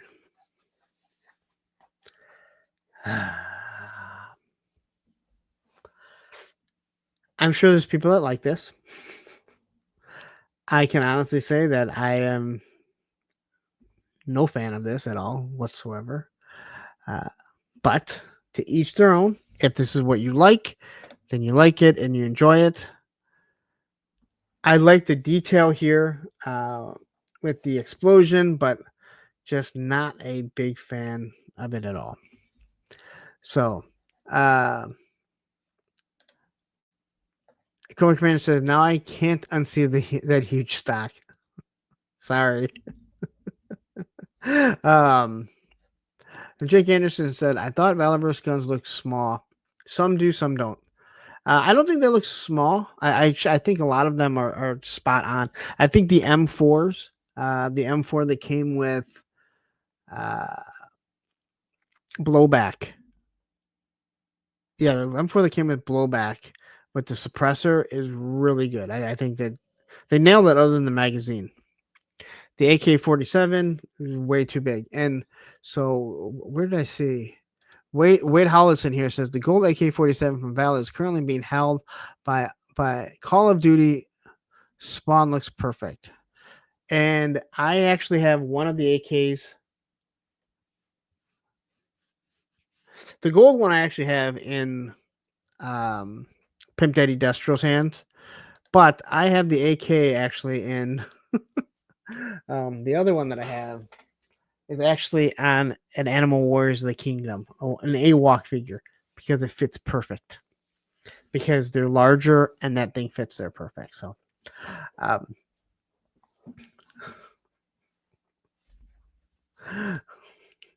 Cobra Commander says Bobby Valley is a gun expert and all of his guns are awesome. Hasbro stole his removal magazine idea. I didn't say it, I just read it and laughed at it. Anyway, this looks again, I like the idea, but I'm not a big fan. And where did I saw just Jeff say, Frank Miller is hit or miss. I I'm with you, dude. I think I'm really with you on that. I like, yeah, I don't know. This is not the look that I really care for. But you're right. This is the Frank Miller version in many ways. I do like the way the cape looks. It's so weird that we kind of focus on the capes, right? But this looks actually a little small and a little too low on his back. But I also didn't read the comics, so maybe it's perfect. But I like the cape. I like the different pleats that it has throughout it. It looks to be a very large cape. So, and here's the two different head sculpts. Obviously, when he gets hit by an arrow, I don't know the story. I'm assuming it must be an arrow full of.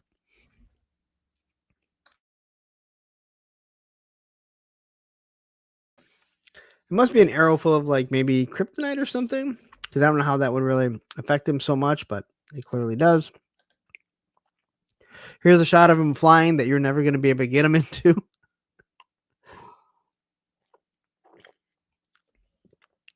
And it didn't even look like this is a wire cape.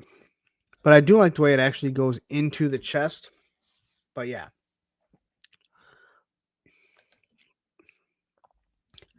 And you get him in a weird fighting position. I don't know if Superman's ever had to really fight like this, but but anyway, if you need a Mofex Spider-Man or a Mofex Superman, here you go. Here's the arrow. I like to give one picture of the arrow. Like, here you go. And clearly I'd say, yeah, that's kryptonite right there. And then we have Robert Pattinson Batman. And I think this looks pretty damn good. I mean, this is the only picture that I have. It clearly has a wired cape. I think the way the lines are shown, they're hidden pretty well. I think that this is, I think this is something that you could definitely, I could definitely fudge in with my Terminator and have him fight in the Terminator. I will give it to this movie, and I gave it a chance, and I liked it because I can go back to when I was a kid in '89 and remembering thinking, "Mr. Mom is Batman." I don't believe it, and he's still my favorite Batman. Live action Batman. I don't need people telling me Kevin Conroy is the best Batman. I'm talking about live action. Um, I thought this guy was. I thought he was a great actor. I thought he was a great Batman, and I thought this movie was done really, really well. Very grounded. Very grounded until the end, where I think he kind of takes what is alluded to being uh, the Venom syrup. So, isn't that in this one? Is it this one, or maybe I'm getting them mixed. I can't remember this. So, but anyway, again, like I said, I think this is a good representation of him. So, remove that quickly. Let's see. Chris Allen is jumping in here saying, I would love to have a Mafex 89 Batman. I think they would do really well. Again, I want a really good 89 Batman, and I don't want a McFarlane one. I don't care how good it is. He doesn't fit with anything that we use, right? He doesn't. It doesn't work. I can't stand it. I have the Sergeant Rock figure. I can put him with the not rock and roll from Four Horsemen Studios. He fits in there, but I can fit any of the aliens I use, even Spawn, because Spawn could be bigger. But like if I have a Batman and Superman, I want them to scale with Captain America and Wolverine, right? I want them to go up against it. That's the one thing that I hate. So, but yeah, Bruce Wayne is the best Batman. I might have just blown Batman's cover story. Real Richard Sampson says Robert Pattinson is my favorite Batman. He did like again. I'm not. Mine. I just again as a kid I can't see, and I don't even like Batman Returns. I've tried. I do not like that movie. I don't know why. I do not like that movie.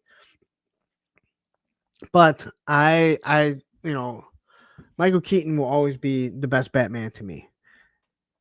But that's not putting down other ones because I think we've had some really good Batman. I think Christian Bale was really good.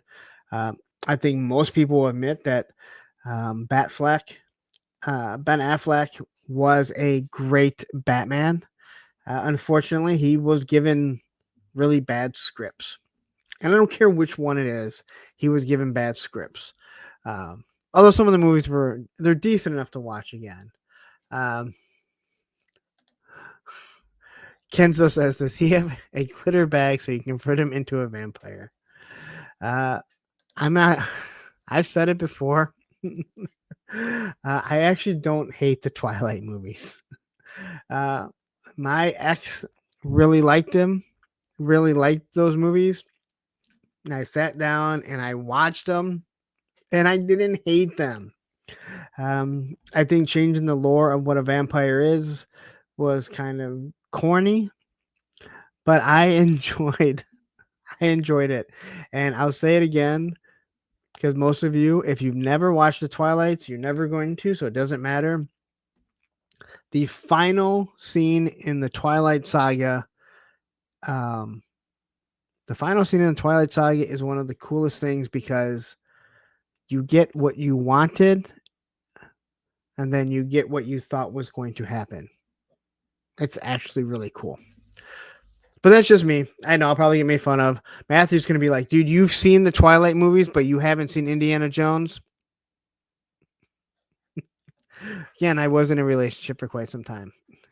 And Allison, once again, but Allison, again, Ben Affleck is the worst Batman. F that dude.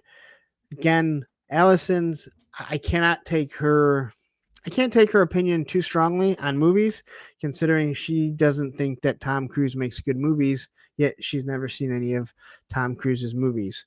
And as we all know, Tom Cruise makes amazing movies. Hell, Ben Affleck makes great fucking movies. Doesn't mean every single one is, but he makes some great fucking movies. Matthew, I've just given up on you in movies.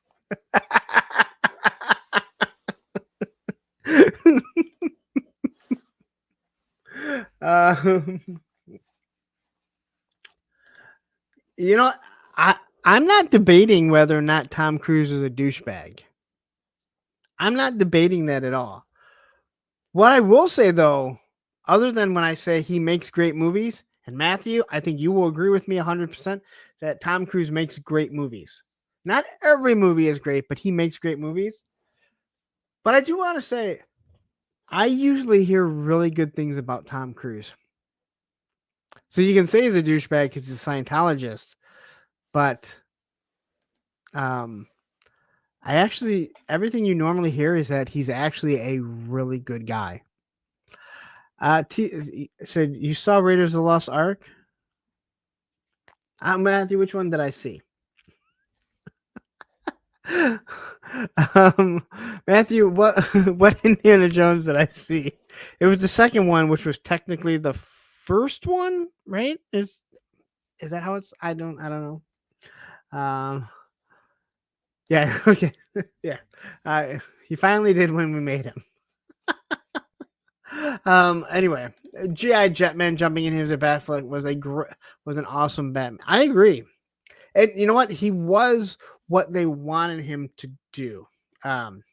He was what they wanted him to be. That's the type of Batman. Nolan says, have to disagree. Tom Cruise is a mediocre actor with so-so movies. Well, you're wrong, Nolan.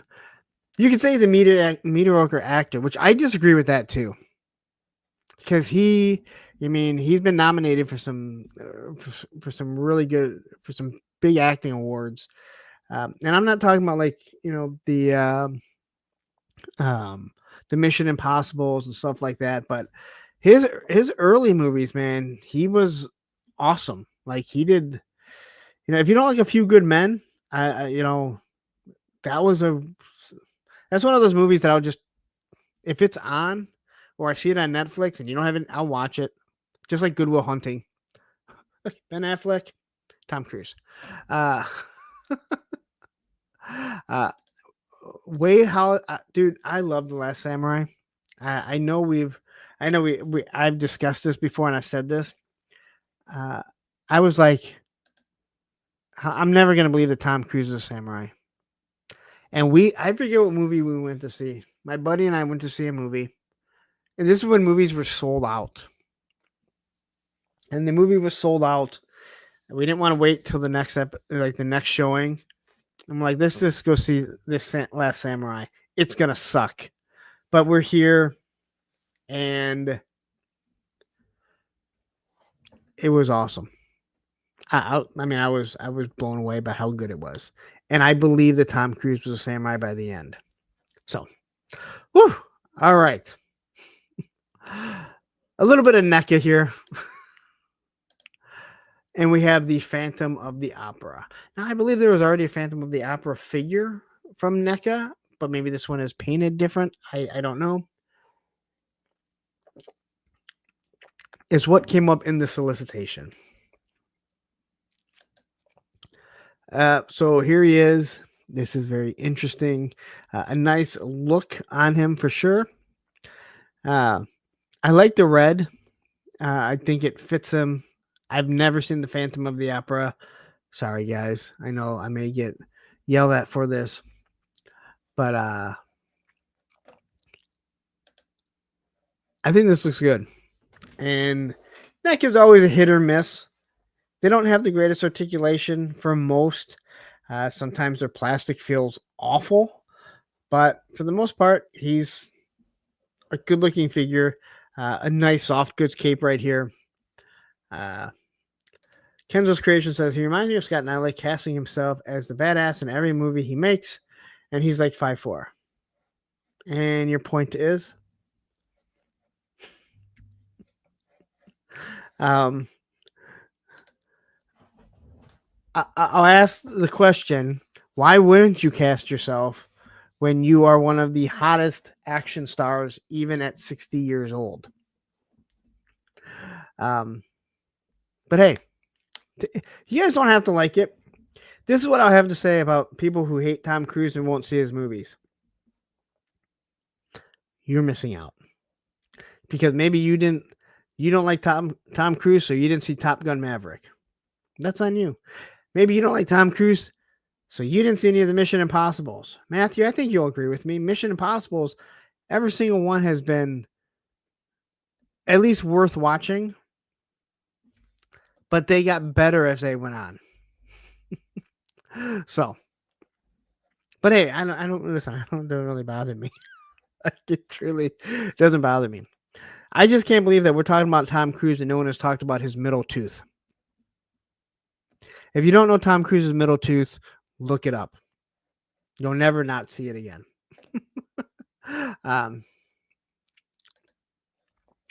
Anyway, back to this Nika figure.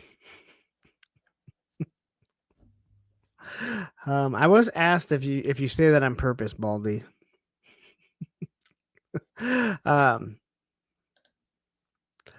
here you go. Big giant forehead. More like a 5 or 6 head, to be honest. But you gotta love this. This actually kind of reminds me of the movie Coco. They're all dead. But yeah. But if you want a Phantom of the Opera, if this is what you're waiting for, go out and get it. I do think NECA does a really good job with their horror stuff. I think NECA does, for the most part, does a good job with everything that they do. They really do. They have wonderful sculpts for the most part. Their articulation and sometimes their plastic is not the greatest. There used to be a guy that used to talk about how their plastic was like sawdust. But this guy also said that Hasbro may go out of business before we die. That's probably going to be another 40 or 50 years. So I'm not sure if I really take his opinion too strongly these days. But yeah. And NECA is like, they're also like Mezco, where they're not scared to break the figures because they have more and more and more. You know what, Matthew? So now you're a plastic expert. So now you're a plastic expert now also. Hey, I was already told I was a plastic expert. It wasn't just it was Bobby and myself that were said that we were plastic experts. So I did not gloss myself a plastic expert. Bobby Valid said I was a plastic expert. I'll just agree with him. Anyway, there he is. If you want the Phantom of the Opera, you can get the Phantom of the Opera. That has a crazy look, though. Here's the packaging for it. The Phantom of the Opera, the back and the front. Yeah, like I said, NECA, Mezco, they do wonderful jobs with their photography and getting their figures and poses that sometimes you might struggle with. But when you also have multiple figures that if you break, you break, it doesn't matter. You can adjust them. And I don't know if they have broken them. You're willing to take that chance. You know, I think you're willing to take that chance where you or I may not be willing to do that, especially not with a Mezco. Because God forbid a Mezco breaks and you ordered it from Mezco and they need to replace it. Yeah, good luck getting that one fucking replaced. So order from BBTS. I will say this, he does seem a little light on accessories, but whatever. Hands, few heads, and his little staff. But again, I don't really know what he came with. So, woo! And look who pops in here. Shark Eyes. Good day, punk and friends. I'm not a plastic expert, just a dead set legend. Well, you are in a group chat with two plastic experts. So if you ever have any questions, feel free to ask myself or Bobby. Oh, I just let it out that I'm in a chat with these two. But you did miss early on when we were talking about Haya, and I referenced your your experience with the Haya figure. And Matthew also saw it too. So I do watch other reviewers, just so you guys realize. I do watch other reviewers at times. But anyway, that's it. A little bit of G.I. Joe news, as we all know that everyone is expecting to get Dr. Mindbender and Rock and Roll. I'm expecting it tomorrow. Everyone else already seems to have it. Shark Guys got it a little while ago. I don't even know why I'm going to review it. There's even a reason to review it. You know, if you're not first, you're moody. No. But when you see them popping up, but we do get a little bit of G.I. Joe news. So I told you guys before, I'm going to be putting all the G.I. Joe into one format where obviously Marvel Legends will be in Marvel Legends. I guess I can't say that I'm going to have anything Diamond Select anymore. But all the Marvel or all the G.I. Joe news is all going to be put in together. So here is Haya's latest. We just took Lenny's design and just carbon copied it. Oh, and Shark Eyes. Man, you should have switched your name really quickly. Oh yeah, that piece of shit. I fixed it for those who care.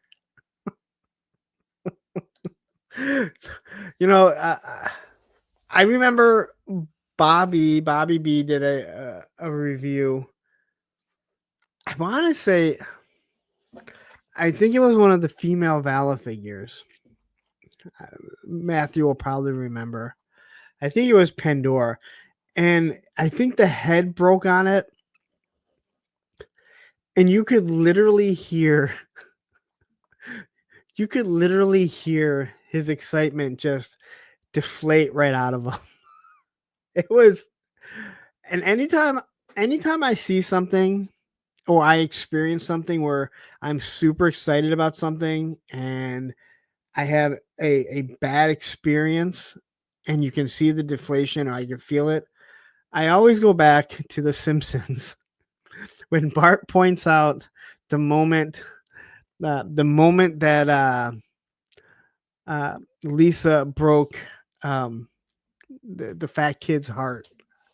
I can't think of the fat kid, but he's like, you can see the instant that you broke his heart.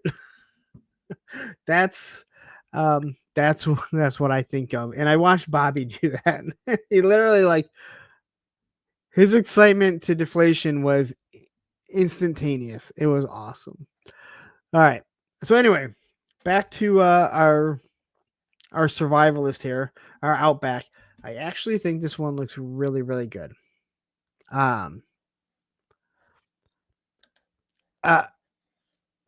You say I have this figure. It's great. It's a great Outback.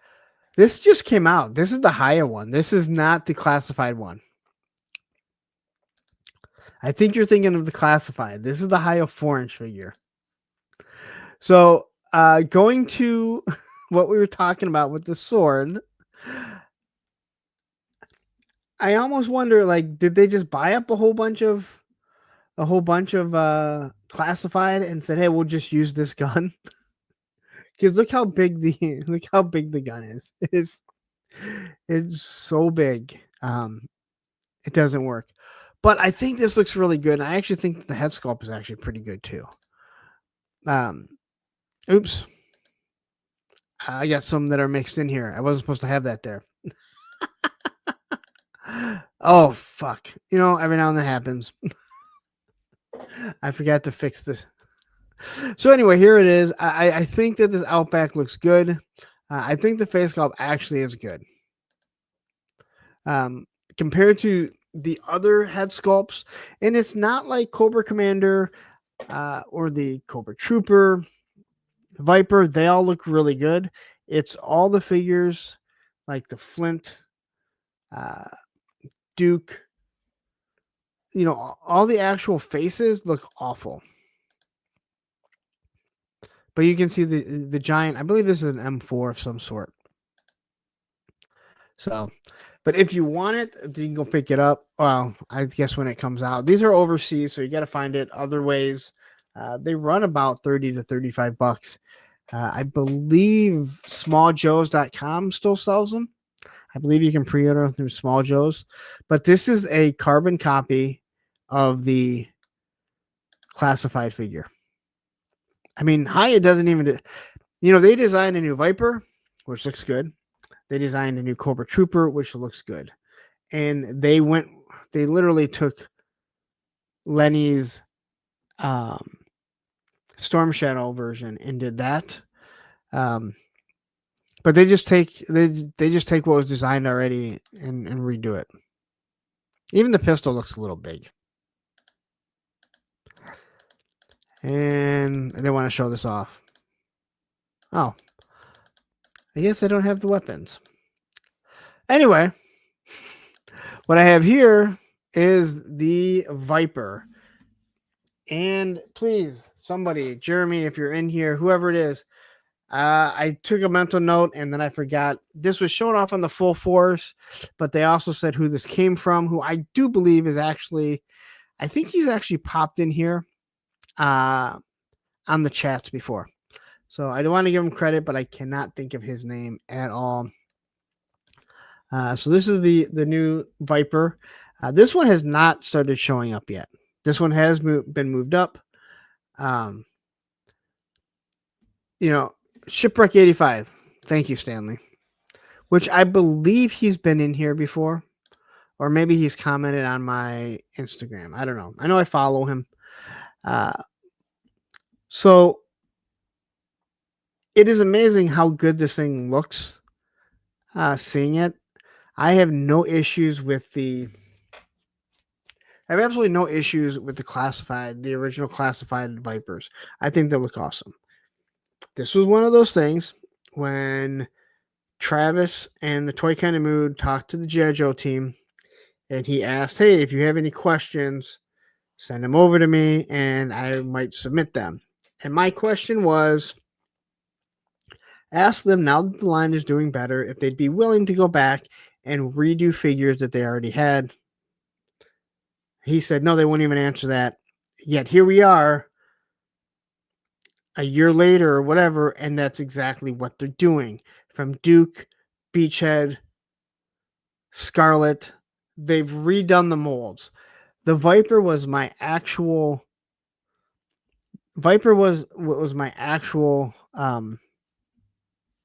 figure that I said. Because as good as the original Viper is, and it is a good figure for when they started making it, the vest got in the way. This one here is more integrated into it. It looks like it's going to fit better. These look phenomenal. There is something about looking at this figure and you're just like, yep, they knocked it out of the park here. But there is still one huge problem. And that is they didn't give him his gun. And I've already said I don't need an exact replica with the classified. But when you're going to do the retro versions of them, you should give the proper weapons, or at least fairly close. And they didn't. Everything else is awesome. Now, luckily for me, I have a whole bunch of different Viper weapons from Top Fun Retro Toys. So it makes it easy for me. I don't really have to worry about it. I can arm them with actual Viper weapons, and I have multiple different versions of them. So, but this is one of those things that you're going to do. If you're going to do retro, and again, they don't have to be exact duplicates. If you do a retro airborne, you can give him, you can give him the M4 with the bayonet, right? That's close enough. But this here, you're just giving them, retread guns, which I don't even mind those rifles. They're nice rifles, but take the budget from somewhere, even if you have to do something less somewhere, or maybe even not do a figure. But you're the one that's calling it retro. I'm not buying a retro Han Solo and then him not have the proper weapon, right? This is one of those things that, in my opinion, that's where I would push back on. And I understand the tooling, but I also understand that you are calling them retro. And if you are calling them retro, you should have the retro weapons. And, Shark Guy is saying, preach punk. We got Frank DeMunia jumping in here, and then we have also not Rachel Salinas. We need a retro Range Viper. The retro Viper, I'm sorry, the Range Viper seems very like he just came out or something.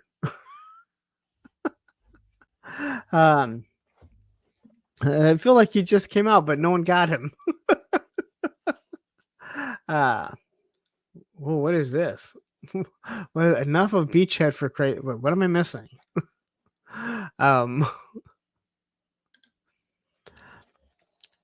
You know,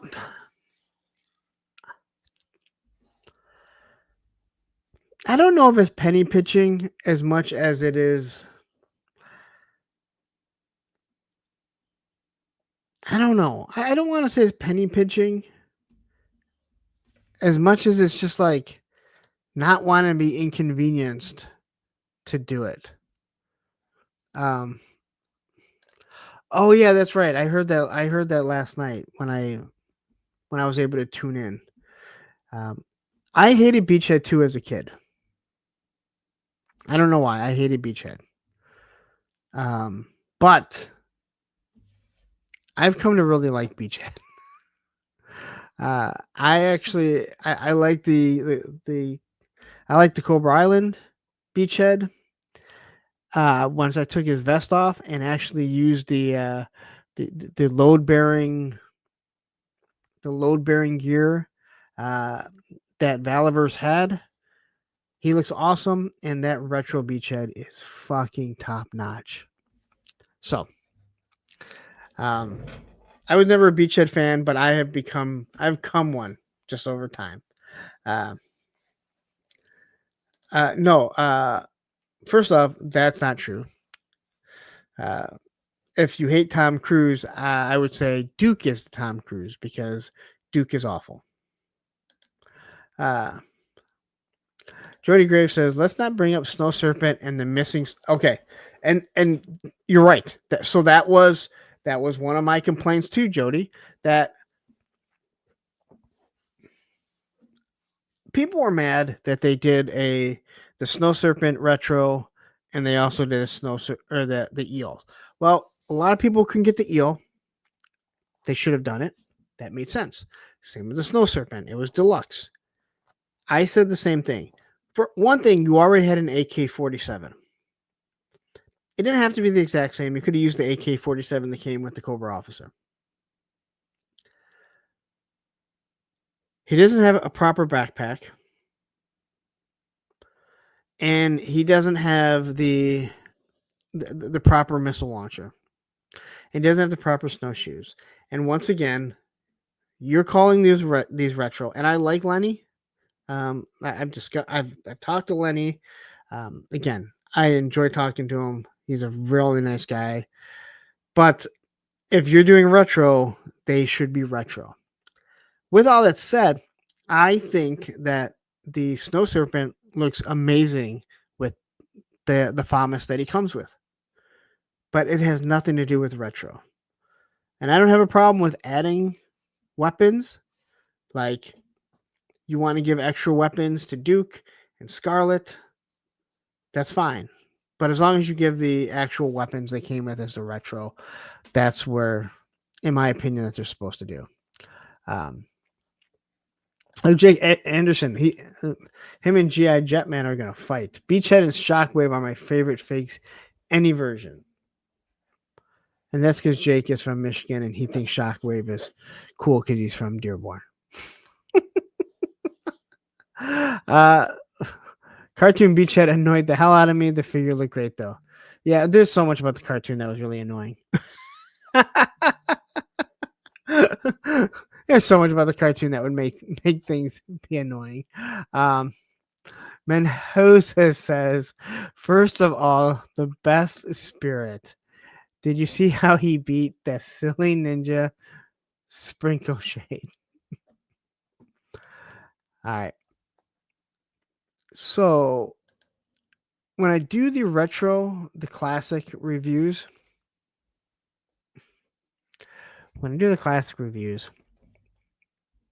I do them in parts. I do the opening and the ending. And then I go in and do the actual review. Because I don't know, they've already been open, you know what? I've done the opening and the ending of Spirit. I have not done the middle of actually reviewing him. And I may or may not bring that up. Mendoza. It may get brought up. Just saying. Now I want to go fix it and or finish it. But that still wouldn't be out for a couple weeks, so. So here's the one of the weapons that he comes with. It is gray. Clearly they made it gray, trying to represent his weapon. It doesn't look anything like his weapon. At least they did it in gray, I guess. His backpack, I think that's close enough, even though I believe this is that Rakondo's backpack? I think that's Rakondo's backpack, but it's close enough that I can kind of get away with, I can deal with.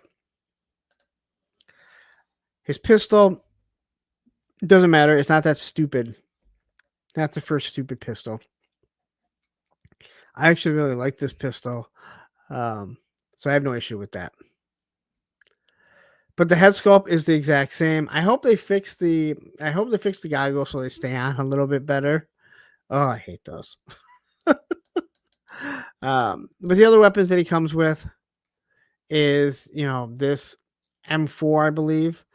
And again, the tooling clearly states that these two weapons come together. There's actually a third weapon that's supposed to come with it too. As we know, all of those are the exact same. So, Johnny Reno says, Lawrence, I've got 16 Retro Vipers coming. If you need any gray shitty rifles, let me know. I have a lot of those. Between you and Tony, you've sent me so many extra weapons. And gray is not what I need because I print a lot of stuff in gray when I like 3D print stuff. And like I have some stuff. You want the colors of weapons to actually pop. The gun's not bad. That rifle's not a bad gun. It's just, it doesn't fit him. I know Bobby B absolutely hates these guns. He's sick and tired of them. He doesn't hate the guns. He's just tired of them. I don't really mind them, but I don't. He just shouldn't have come with it. That's just my opinion. And I think most people would agree with me. And then quickly, I know it got mixed in here. They dropped in this little bit of a teaser for the video game, the Snake Eyes video game. I don't play video games, so I am not interested. Here we see his Arashikage sword, where he clearly was cutting through chocolate fudge, because that's brown, not red. It's clearly not blood. But you're in a Snake Eyes movie or a Snake Eyes video game, and I know it's a little nitpick, but he should have an Uzi. All right.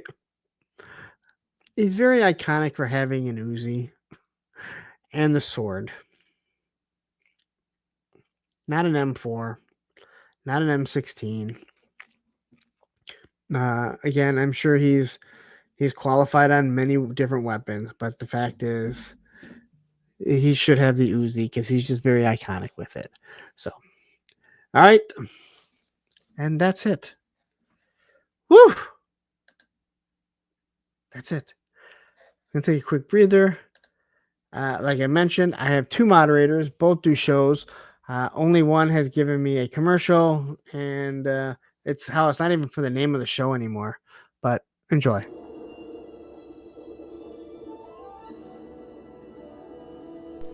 Idiots! Incompetent buffoons!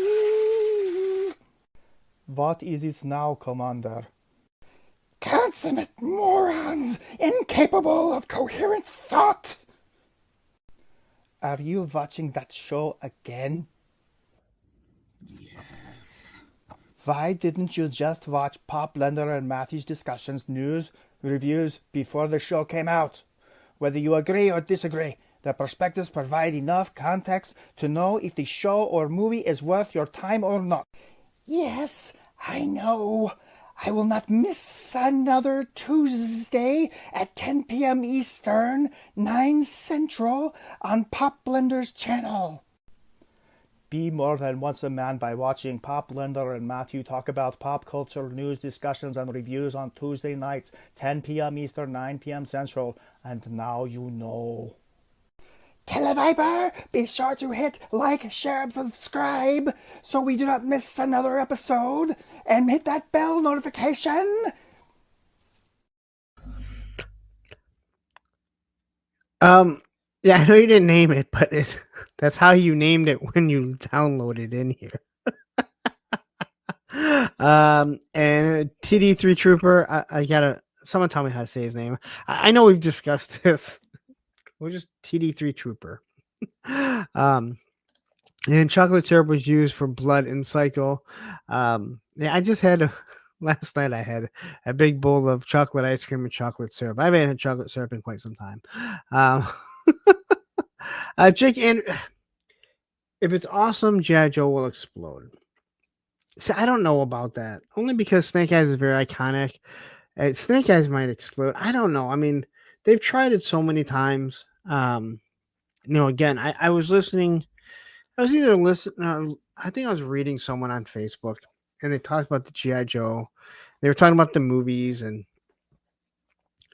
the person said the exact same thing that I have been saying. Well, if only they had an outline of media where they could pick from to do movies. And it's like, exactly. Like, this guy knew exactly. And he was just, again, he knew exactly. And again, I'm not saying he was copying me because I don't think he was. I probably has no idea who I was. I'm just reading it. I'm like, that's exactly what I've been saying. And others have been saying, right? Like, it doesn't make any sense. They could do a G.I. Joe movie so well, yet no one really wants to. So I don't know. It would be great. I would love for G.I. Joe to just blow up again. And we have new iterations of characters, yet we can still do older characters. I mean, we see the comic book. People seem to be loving the Energon universe. It's one of the best-selling comics, yet they won't even admit that Classified and the Energon universe are like one. Like, why not? Just do it. It would be awesome. But yeah. I need to. I'm gonna play another commercial because, just because, if I can find it. Don't I have another commercial? I know I have Mossman somewhere here.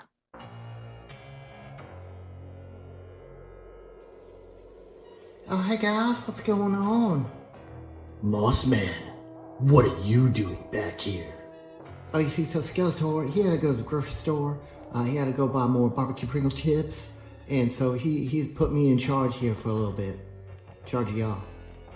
He said, man, Mossman, I have to go to the grocery store, so I need to put you in charge of Snake Mountain. Mwahahahaha. Yes, that's Skeletor. That's Skeletor, right. Skeletor said since I was in charge, I could use the credit card and maybe go online and buy some action figures for myself. Oh, so action figures sound kind of nice. Yes. Maybe we can go to Big Bad. Yeah, Beastman, we don't say that around here. We go to HelloDopeToys.com. They have the best prices in town, and they ship everything in one business day. One business day, Beastman. That means I buy it, and it comes to my house super fast, and they pack it all real nice. So when I go to do my YouTube reviews for my 5 subscribers, I'll be like, oh, look at this minty fresh packaged box that I got from HelloDopeToys.com. So what are we waiting for, y'all? Let's go get that credit card and head on over to HelloDopeToys.com right now before they run out of all the good stuff.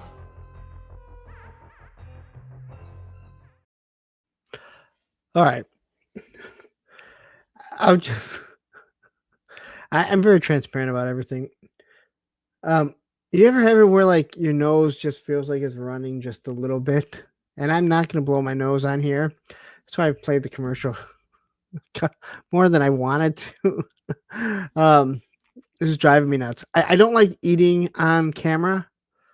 I just think it's so unprofessional when I see people eating on camera. You have to drink. I fully understand that. I'm not a huge fan of smoking on camera, but I do understand that people do it. Blowing your nose, coughing if you can avoid it. Burping is, but there's just some things. That's why you have the stop cam, the mute. That's why I have little segments that I can do stuff like that. So anyway, all right. And Allison, I got an order from Hello Dope Toys today. Solid service, just like the gay Moss Man says. I don't think he's gay. He just it's funny because I had people mention to me that why does Moss Man sound gay? And I was like, I never put that there. Like I never put those 2 and 2 together that he was like a gay voice. I just thought Ted, and I still think Ted just came up with a voice. And that's what it was. I don't think that it was ever meant to sound gay. And again, before anyone gets mad at me, the stereotypes, but it never dawned on me until a few people started mentioning it. But yeah, Matthew, yeah.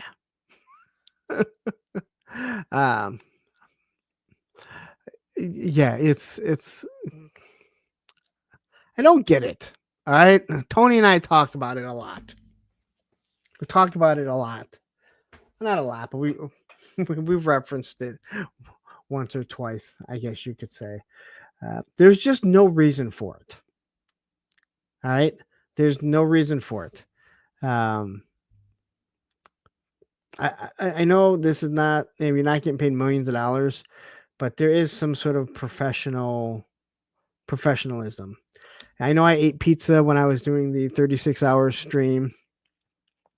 It's a little different, I think. But yeah.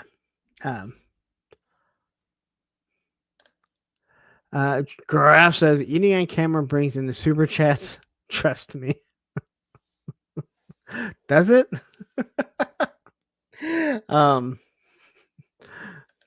In that case, maybe I'll start.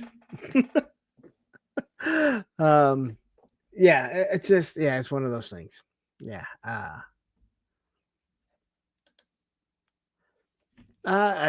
Jody says, I think Mossman sounds like the American Dream, Dusty Rhodes. If you will, kind of. I don't know where Ted came up with the voice. He just came up with it. But anyway, so, all right. So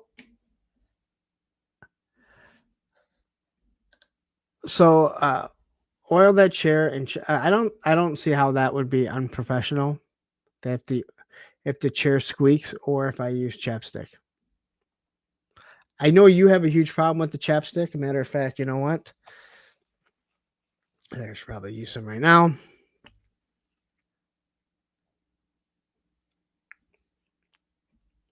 Sometimes I'll kind of double fist the chapstick. I'll mix it with this Sour Patch.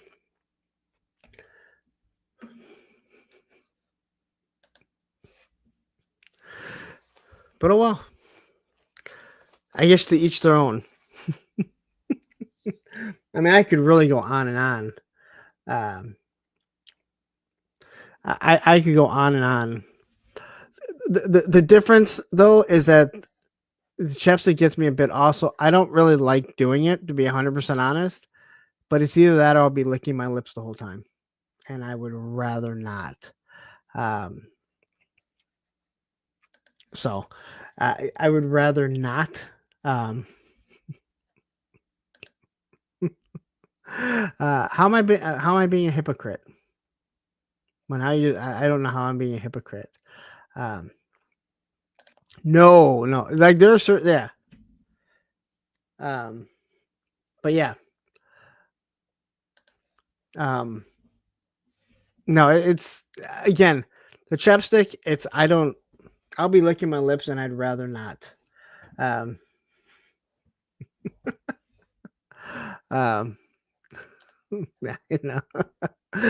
I knew what I was saying when I said it. I probably shouldn't have, but I don't care. But yeah, I find myself doing it a lot in everyday life. Drives me nuts. Okay, but I don't. Okay, but see, I don't really think that throwing on chapstick is really all that professional. I just don't like doing it. But that's what the camera off button is for, the chapstick. I disagree because I'm not chomping. I'm merely applying some chapstick so I don't have chapped lips. It's way different when you're chomping on air. But hey, whatever. You guys don't have to use it. I don't care. Anyway, back to the topic as we get towards the end of the show. And that is Hasbro and whether or not it's the tariffs that were the issue or if they're just changing the MSRP with being greedy. Now, unfortunately, this topic was actually for last week, and I had kind of pushed it over. But within that week, Hasbro changed their tune a lot. So before this, leading into it, Hasbro said, hey, lock in your prices. BBTS said, hey, lock in your prices for Hasbro because after this, they're changing it. Now, there's a couple ways to look at it when it comes to this whole tariff thing, which has kind of been put on the back burner. Quickly, Highest Me says, honestly, I never noticed it, the chapstick, but my dad was a CarMax addict in the 80s. Yeah, I don't think most people notice it, to be honest. But when you notice something that you don't like, yeah, you'll notice it since it's something that bugs you. There are people that probably never notice people eating. I don't know how you can't, but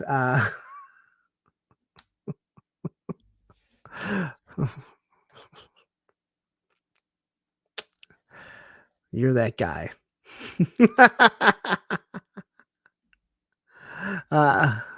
Anyway,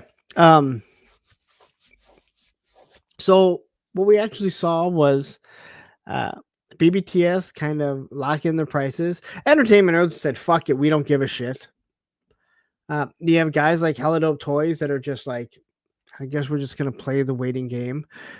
You have, companies like Valaverse who just are sticking to their guns, right? They're just, hey, you know what? This is where we're keeping it until we don't have a choice. And that's a good thing. I thought BBTS and Entertainment Earth absolutely jumped the gun. I think BBTS went back and did it the proper way to cover their ass and say, hey, you know what? We're going to stick with what our MSRP is, and we're going to possibly add a tariff charge if need be. Now, I mentioned this before. Entertainment Earth, BBTS, they order their own crates. So they're not getting it from distribution. Matter of fact, Entertainment Earth is a distribution. But we've heard that even before President Trump took office, that there was a chance that did I have this thing folded up? No, it's folded up. No, this one. Boy, do I look like a douchebag. Anyway, um, but we had heard they were going to be raising their price well before President Trump came into office. And again, you can't really blame stuff on the tariffs. Now, they were sitting there and they were talking about, well, these prices are going to go up.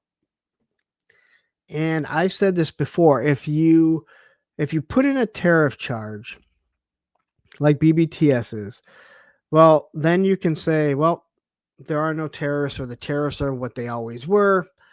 We're not going to charge you because we don't have it. Once you change that MSRP, I truly don't believe that you're ever going to come down. The only way, if a classified figure goes to $30 a figure for standard, the only way Hasbro is ever going to bring it down is if they kill the line and then relaunch the line again. I don't see them ever bringing down whatever they set it to. It went up to 25. If the price of making these figures comes down, I don't see them going back down to $23. I don't see them going back to $20. There's only one way, and it's up until you kill the line and they start over. Marvel Legends, Black Series, and it's not just them. Mattel's going to do the same thing, right? Though Mattel continues to constantly kill different Motu lines, so they can kind of do it, but you don't see them come down. I mentioned it before. Valaverse is really the only company that I can think of that came down in prices. And I know he's even talking to want to come down to, I think, $28. I don't see that being realistic. But what do I know? I'm just a plastic expert. I'm not a financial expert, and I will readily admit that. But I think adding in the tariff charge made sense. But I don't think this is what Hasbro was doing.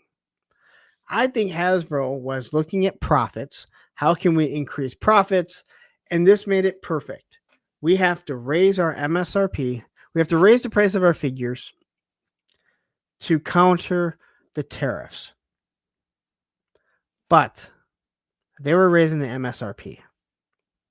And like I said, the MSRP does not go down. It's not like food, where food will go up and down, and it kind of, it all moves on how much everything is costing to produce. They weren't going to do that. So I think that they were finally using this as a reason to raise their prices, to say, hey, you know what? We needed to raise our prices. We didn't have a choice, right? And the truth is, all these tariffs, as we know, we're the ones that pay them. We pay them, and the whole idea is, hey, if these companies are having to pass on the buck and people stop buying certain things, they will look to make product here in the US. And that's all well and dandy. And again, maybe we should not have moved out of the US to make stuff. That's a show for a whole nother day. But even if, let's say, Hasbro wanted to open a plant in the US, if the car companies were like, hey, you know what? Maybe it's not a good idea to be importing some of these cars. You don't set it up in a month. All right. It's not like a new McDonald's that gets fucking built in a weekend. And yes, we've seen those McDonald's get built like in a weekend. Hey, we're renovating. No, you're building a new one. Yeah, that's a renovation. And then it's up in a week. It takes time. The infrastructure isn't there. The cost planning, everything that goes into it. So it's like you understand what they're trying to do. But Hasbro here, I think, saw an opportunity. And they saw an opportunity that, you know what? We can raise our MSRP. Use it to say, well, the tariffs have come up. We have to fit it in. So when the tariffs would eventually come down, well, guess what? Now we have our new MSRP locked in. No one's really going to say anything because, well, President Trump. That easy. Matthew said, "Did you see the article about Hasbro almost ceasing to distribute in the U.S.?" That was squashed. Yeah, I did.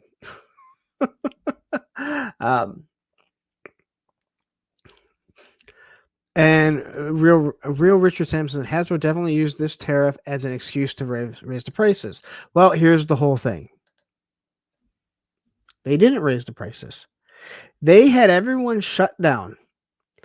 Amazon was no longer taking pre-orders. BBTS wasn't. Hasbro Pulse wasn't. We waited. It wasn't even done before my show. Well, what was supposed to be my show last Monday. Friday, everything stopped. All weekend, I assumed that if you were going to be raising the prices, you already knew what was going to happen. Delora Palmer, nobody calls him President Trump except people that voted for him. No, he's the president of the United States. Just like President Biden was the president of the United States, and President Obama, and President Bush. If you don't, then you are disrespectful towards the man that is in charge. I refer to him as Trump. I refer to him as Biden, but he's President Trump. Whether you like it or not, it's the truth. If Harris would have been elected, she would be President Harris, just like she was Vice President Harris. I normally don't even say former president. I would say President Bush, President Obama. So you can say whatever you want, and frankly, I don't even give a shit. I'm not a political channel. All right?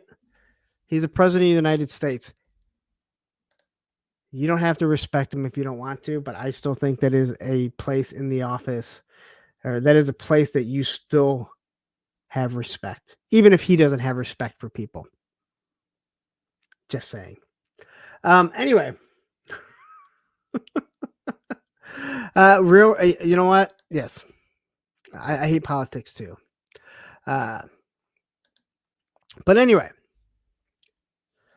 I think that, this is what Hasbro wanted to do, but they didn't. And I think they were so confused over what was happening because I don't think the people at Hasbro are that stupid to not know that President Trump was going to find a way to change the tariffs that he set at such a ridiculous amount, right?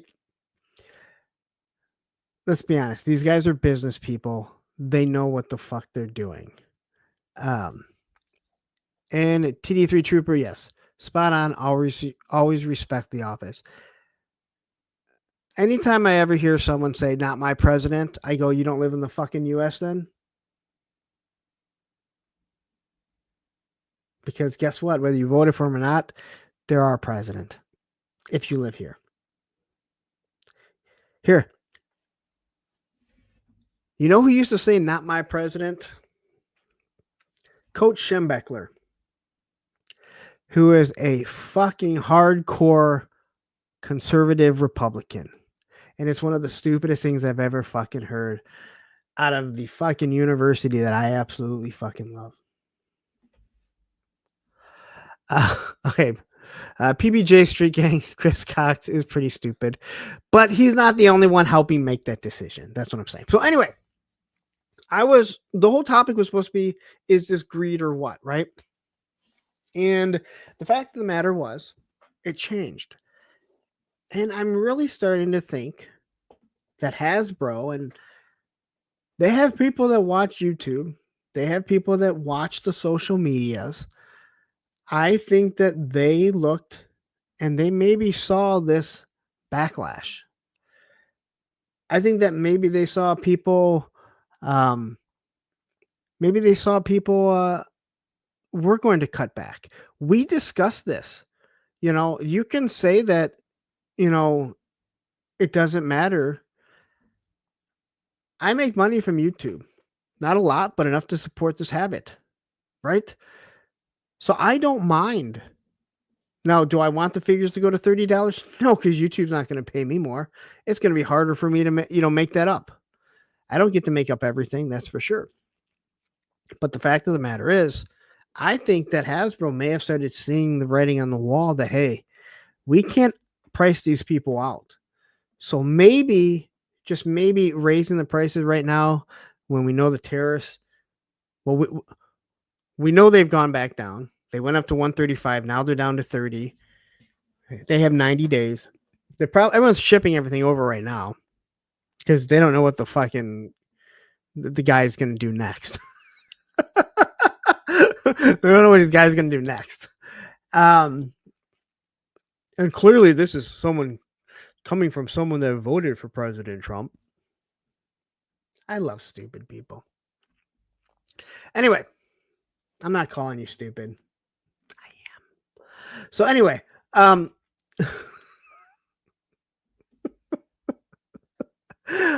I think that maybe they went ahead and they rethought what their plan was, because there was a huge backlash.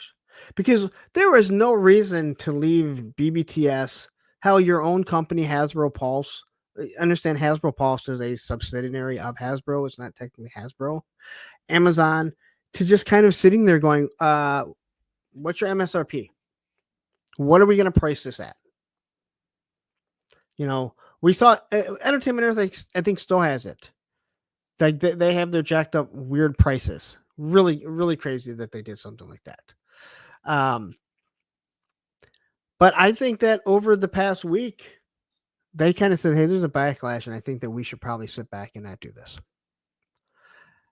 So we got to see the prices not change.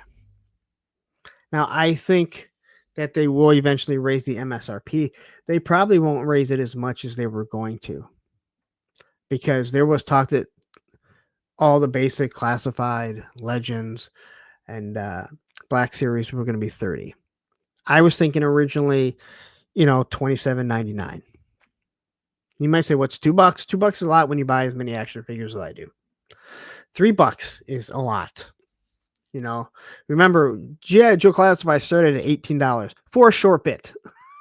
Then they jumped up to $20. Then they went for a really short bit to $22.99, and I mean a really short bit. And then they jumped to $25, which they have held. And Emily has said that we have fought with them to keep that on because they own the property. But Bobby Valla, when you watch him and he talks about things that in the industry that he knows, he's very, very knowledgeable.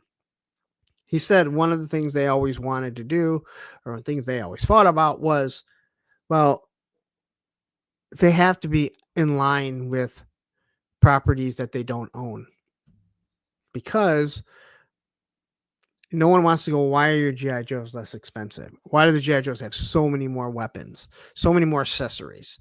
Even though they do now. A lot of them seem to be kind of hidden. And that's something that Emily, who so many people hated, has worked on to get. Pop Belinda jumping in here saying, it was to get nations to the bargaining table, period, end of story. This will even out in the end. Yeah, no, you're right. It will. It will even out. But what I'm saying is that, I think they were trying to use it just to, I think they were just trying to use it, and they said this is the perfect time to raise our prices. But then they saw a backlash. And I think that really, that really helped. Hi as me says, let me know when we start talking toys again. Just ignore the poly comments like that, for God's sake. I don't talk politics. But I'm also going to let someone come in here and insult me because I showed respect to the President of the United States. It's not talking politics. It's just respecting the person that is in office, whether or not that person respects us or not. Toy Mercs, great to have you here. I love your little, I love your icon. I think it's really fucking cool.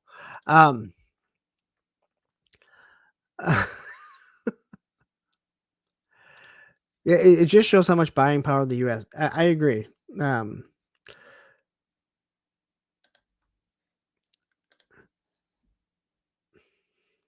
Liquid identity. This is one of those things where, the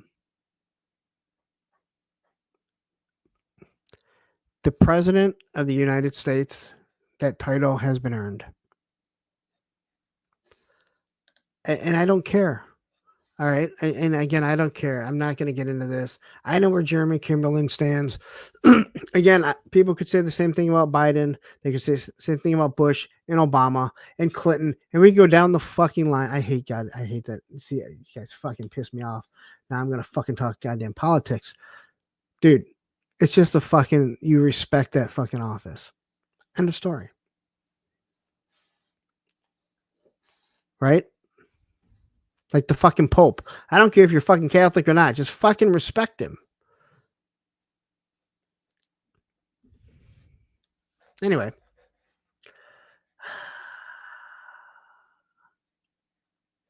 And I do want to address this here.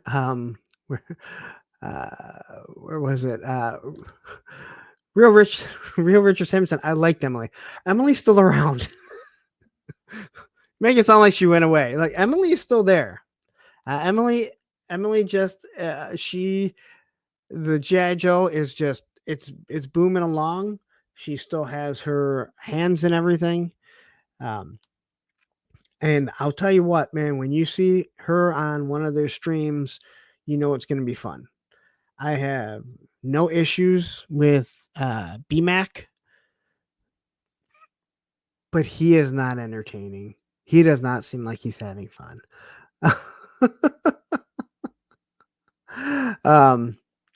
You know, that's just kind of how it is, you know. I know, but you made it sound like she's gone. Like I liked Emily. She was really good, you know.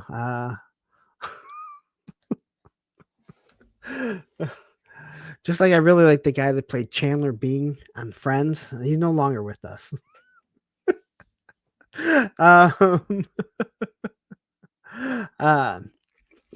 No, the Pope is not. No, he's from Chicago, I believe. So he's not from my high school. I'm not from Chicago.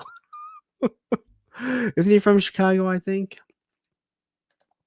But anyway, in loving memory of Emily.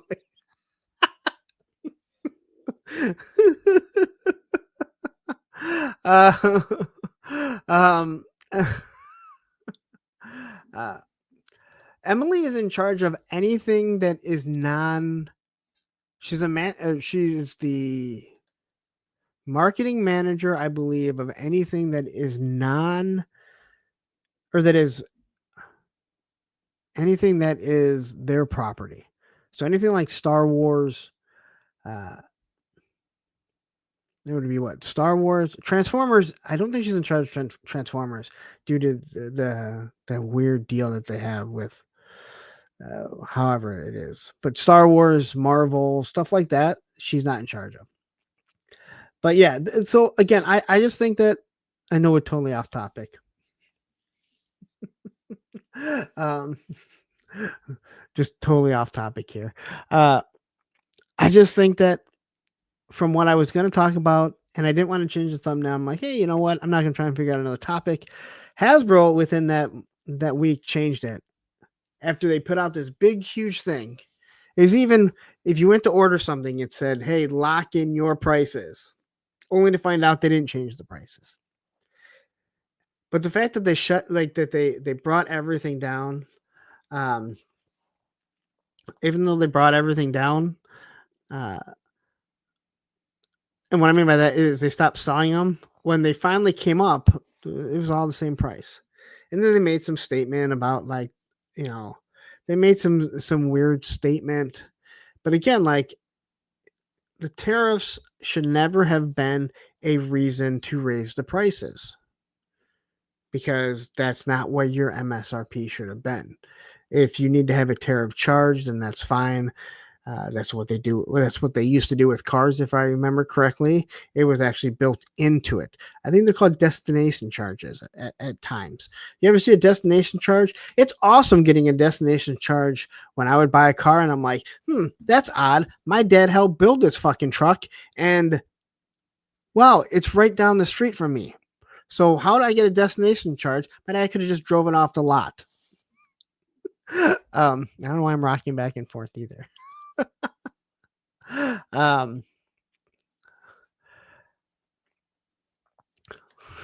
Craft says Emily always did a good job with Ghostbusters. She'll for sure bring life to the afterlife. So we have killed Emily off. I have never talked to Emily. I have never talked to Emily before. I don't even know if she knows I exist. Tell Emily to give us more fucking vamps. See, that is not their decision. Like, I don't think that is her decision on how many are made. You know, they work on, what they're putting out. The vamps are never being made. I don't think you're gonna get vamps again. So if you have one, I would hold on to it because it's gonna go up in price. Because I think before they do another vamp, you're gonna get the Vamp Mark II. And yeah, Highest Me says you paid my destination charge. Yeah, pretty much. Yeah, believe me, I've had a Ram and a Dakota, both built in Warren, Michigan, both while my dad worked there. So he could have easily just drove them off the line. I had an Avenger, which I drive by the plant every single day that it was built at. So yeah, there have been more than a few brand new cars that I bought that I see the destination charge and I'm like, the fuck there is.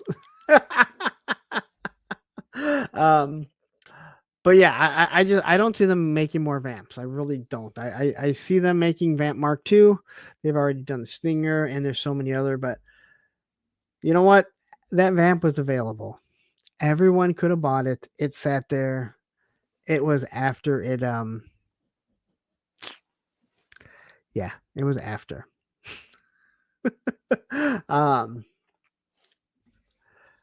Jeremy Kimberlin says the issue with vamps is not the vamps can't be put out again. It's the clutch parts being utilized elsewhere. Is that the Outback buck that's been reused a lot? Oh, it could all be reused. It could all be redone again. I mean, there's no doubt about it. But they have other things, and they also know, like, they have the tooling. They have to be having the tooling for the All Striker soon. So that's going to be the next one. So again, why would you put out another vamp when you have the Vamp Mark II that hasn't been done yet? And I think that's what will probably come. I don't come next because what does Cobra have? Cobra has the Hiss, which if you didn't do a HasLab, you get if you get do the HasLab, then you don't have a Hiss. You have the Stinger, and you have the Cobra Coil, which is a stupid motorcycle. And then you have the Ferret, where G.I. Joe has their 4-wheeler. They have the All Striker coming. They have the Vamp. They have numerous Ram cycles. So they've really started to outnumber them when it comes to ground vehicles. Am I missing any? Where Cobra is going to have the Rattler. They have the Claw coming. And right now, G.I. Joe only has jetpacks and the Dragonfly. So they're kind of outnumbered there.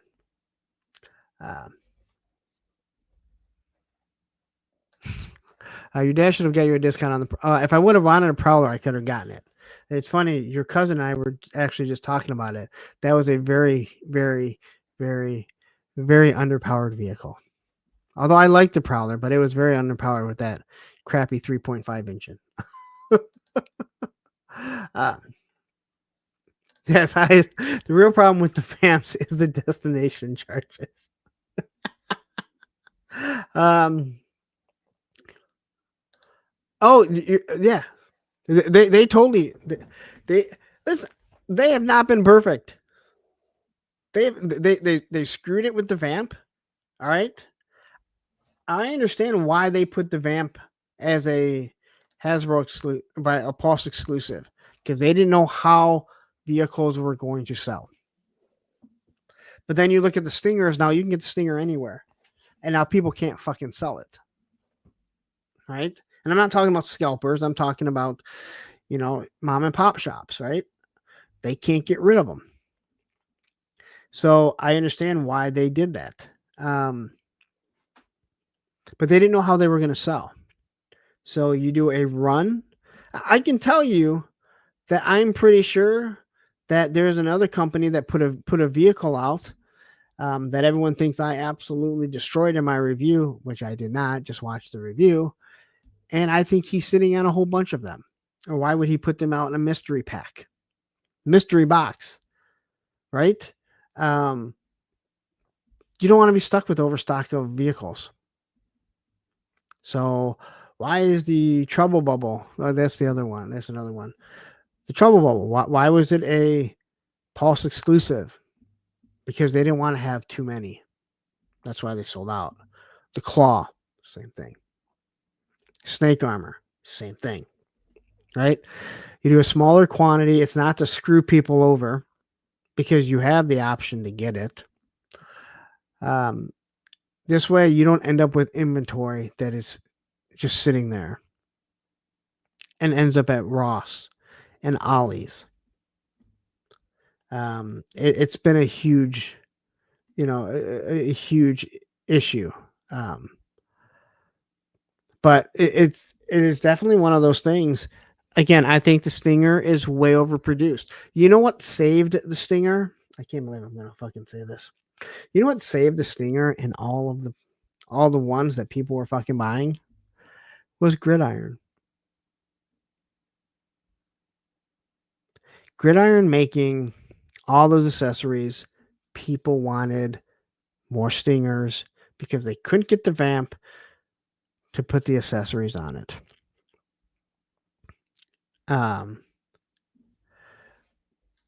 But okay, PBJ, I would agree with you if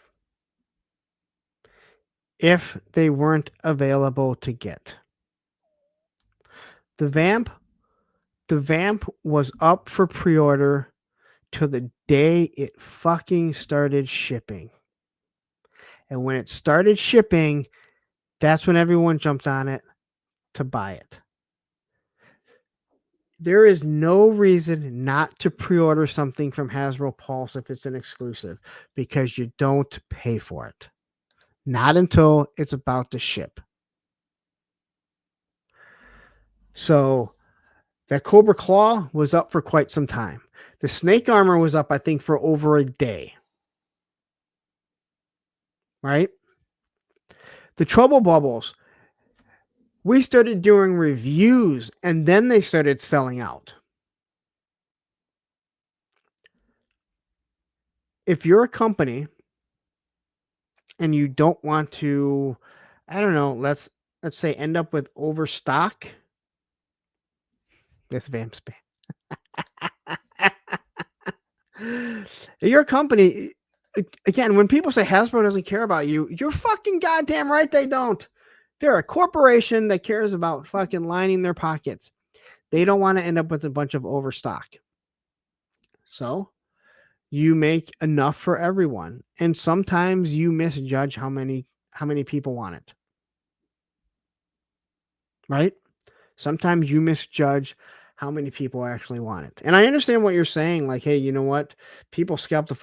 Hey, if you have the ability to buy it, I'm not a big fan of scalpers. I'll be 100% honest. But the fact of the matter is, everyone had the ability to buy it.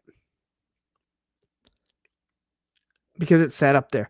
Some of the early stuff, there's no argument. Some of the early stuff that sold out within minutes, yes.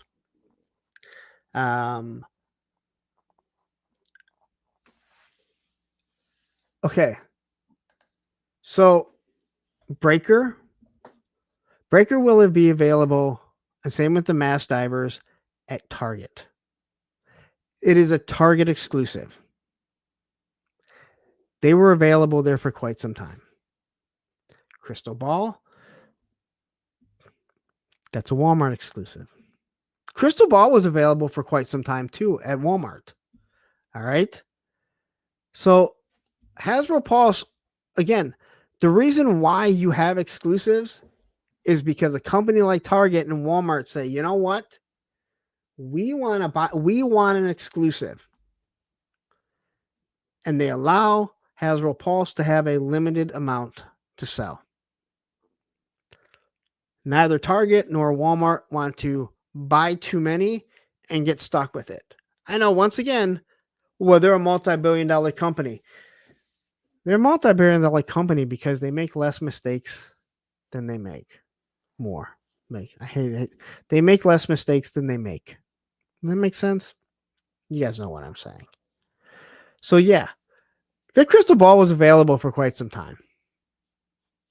Now, Walmart canceling it, that's not a fucking Hasbro thing. That is a fucking Walmart thing. I have it ordered on Hasbro Pulse and on Walmart. You know what, Breaker? I totally forgot about Breaker. I only ordered Breaker on Pulse. Or no. I only have Breaker ordered at Target because I totally forgot that he went up. So I didn't get him on Pulse. I order him on Target.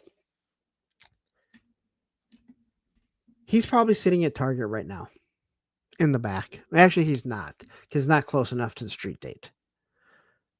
But on that street date, you can walk into Target and say, hey, can you go in the back and look for this figure? And I guarantee you they're going to have them, because they'll have them a week or two before that.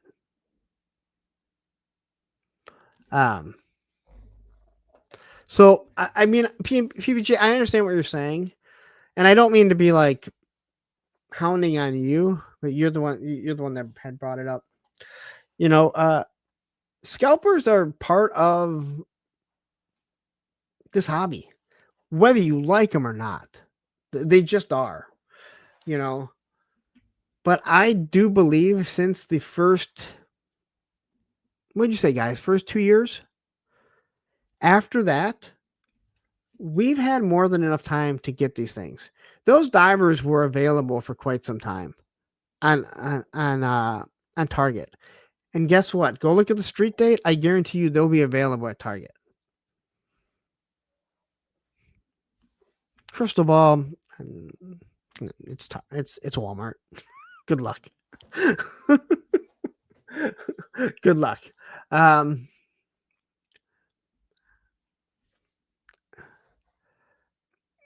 Yes, but he was just one. But he said a few people. Then why even do pre-orders if they're going to be on the shelves?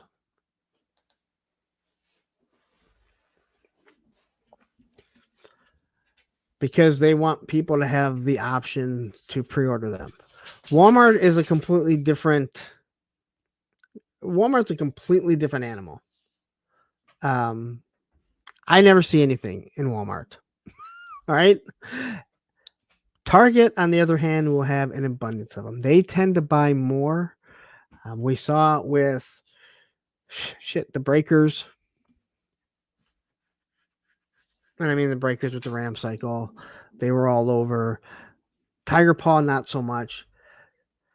They do a pre-order because they want to judge about how many they're going to, but they also want them in the stores. So they give you the option to go ahead and pre-order. What the reason for is, I don't really know. And then Hasbro obviously has an agreement that, hey, we want to have so many to put on Pulse.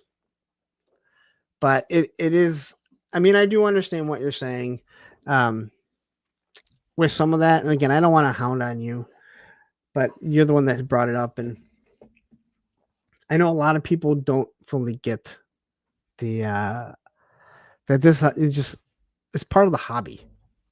And sometimes there's parts of the hobby that you may not like.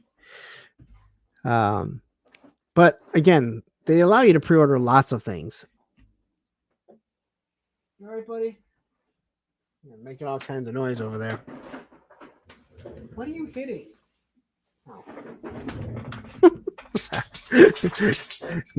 He's hitting something out of the GI Joe blind box that I got. But anyway, if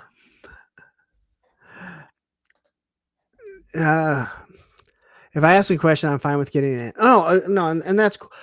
And I only say that because a lot of people get mad about things, or they get upset. You know, they get upset. No, again, just remember that Hasbro Pulse, when they're not Pulse exclusive, they have a very limited run. Be there at 12 or 1 or whenever they go on, and then go to the other place and order it there. Pulse exclusives, again, the G.I. Joe, they've bumped their orders up. They never, Emily talked about it, that we were the little brand that could. I really believed that they were supposed to get maybe 1 to 2 years out of G.I. Joe and then be done. It was almost like Hasbro said, sure, fine, whatever.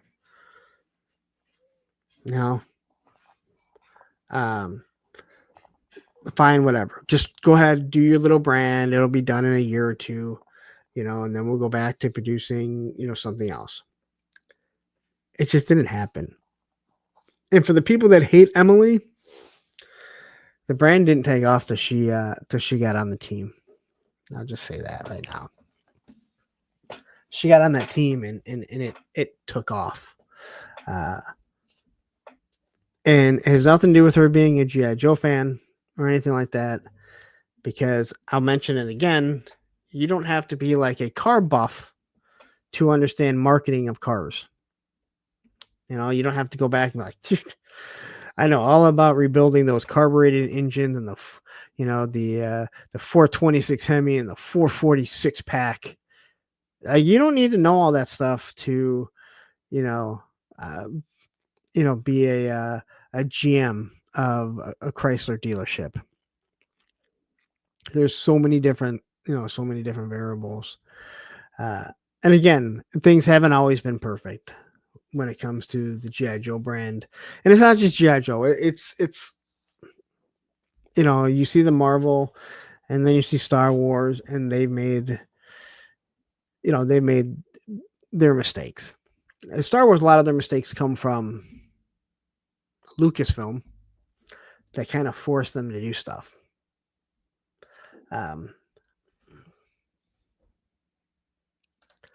Jeremy Kimmel says, Classified was originally only a tie-in for the Snake Eyes Origins movie. So yeah, definitely the little brand that could.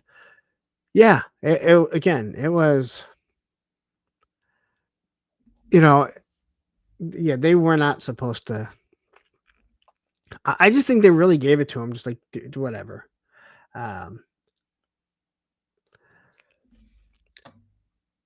So yeah, Classified was, and you can see it in the actual designs. They were supposed to work with the video game. What was the video game? Blackout. That's why you saw new designs. The thing that they did, which most companies don't, was they listened to what was happening.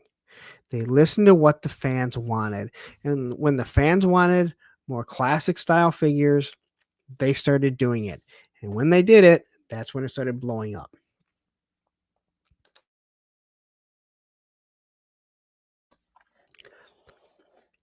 And because of that, that's when this brand fucking just, it blew up. And from there on out, it's just been unstoppable, man.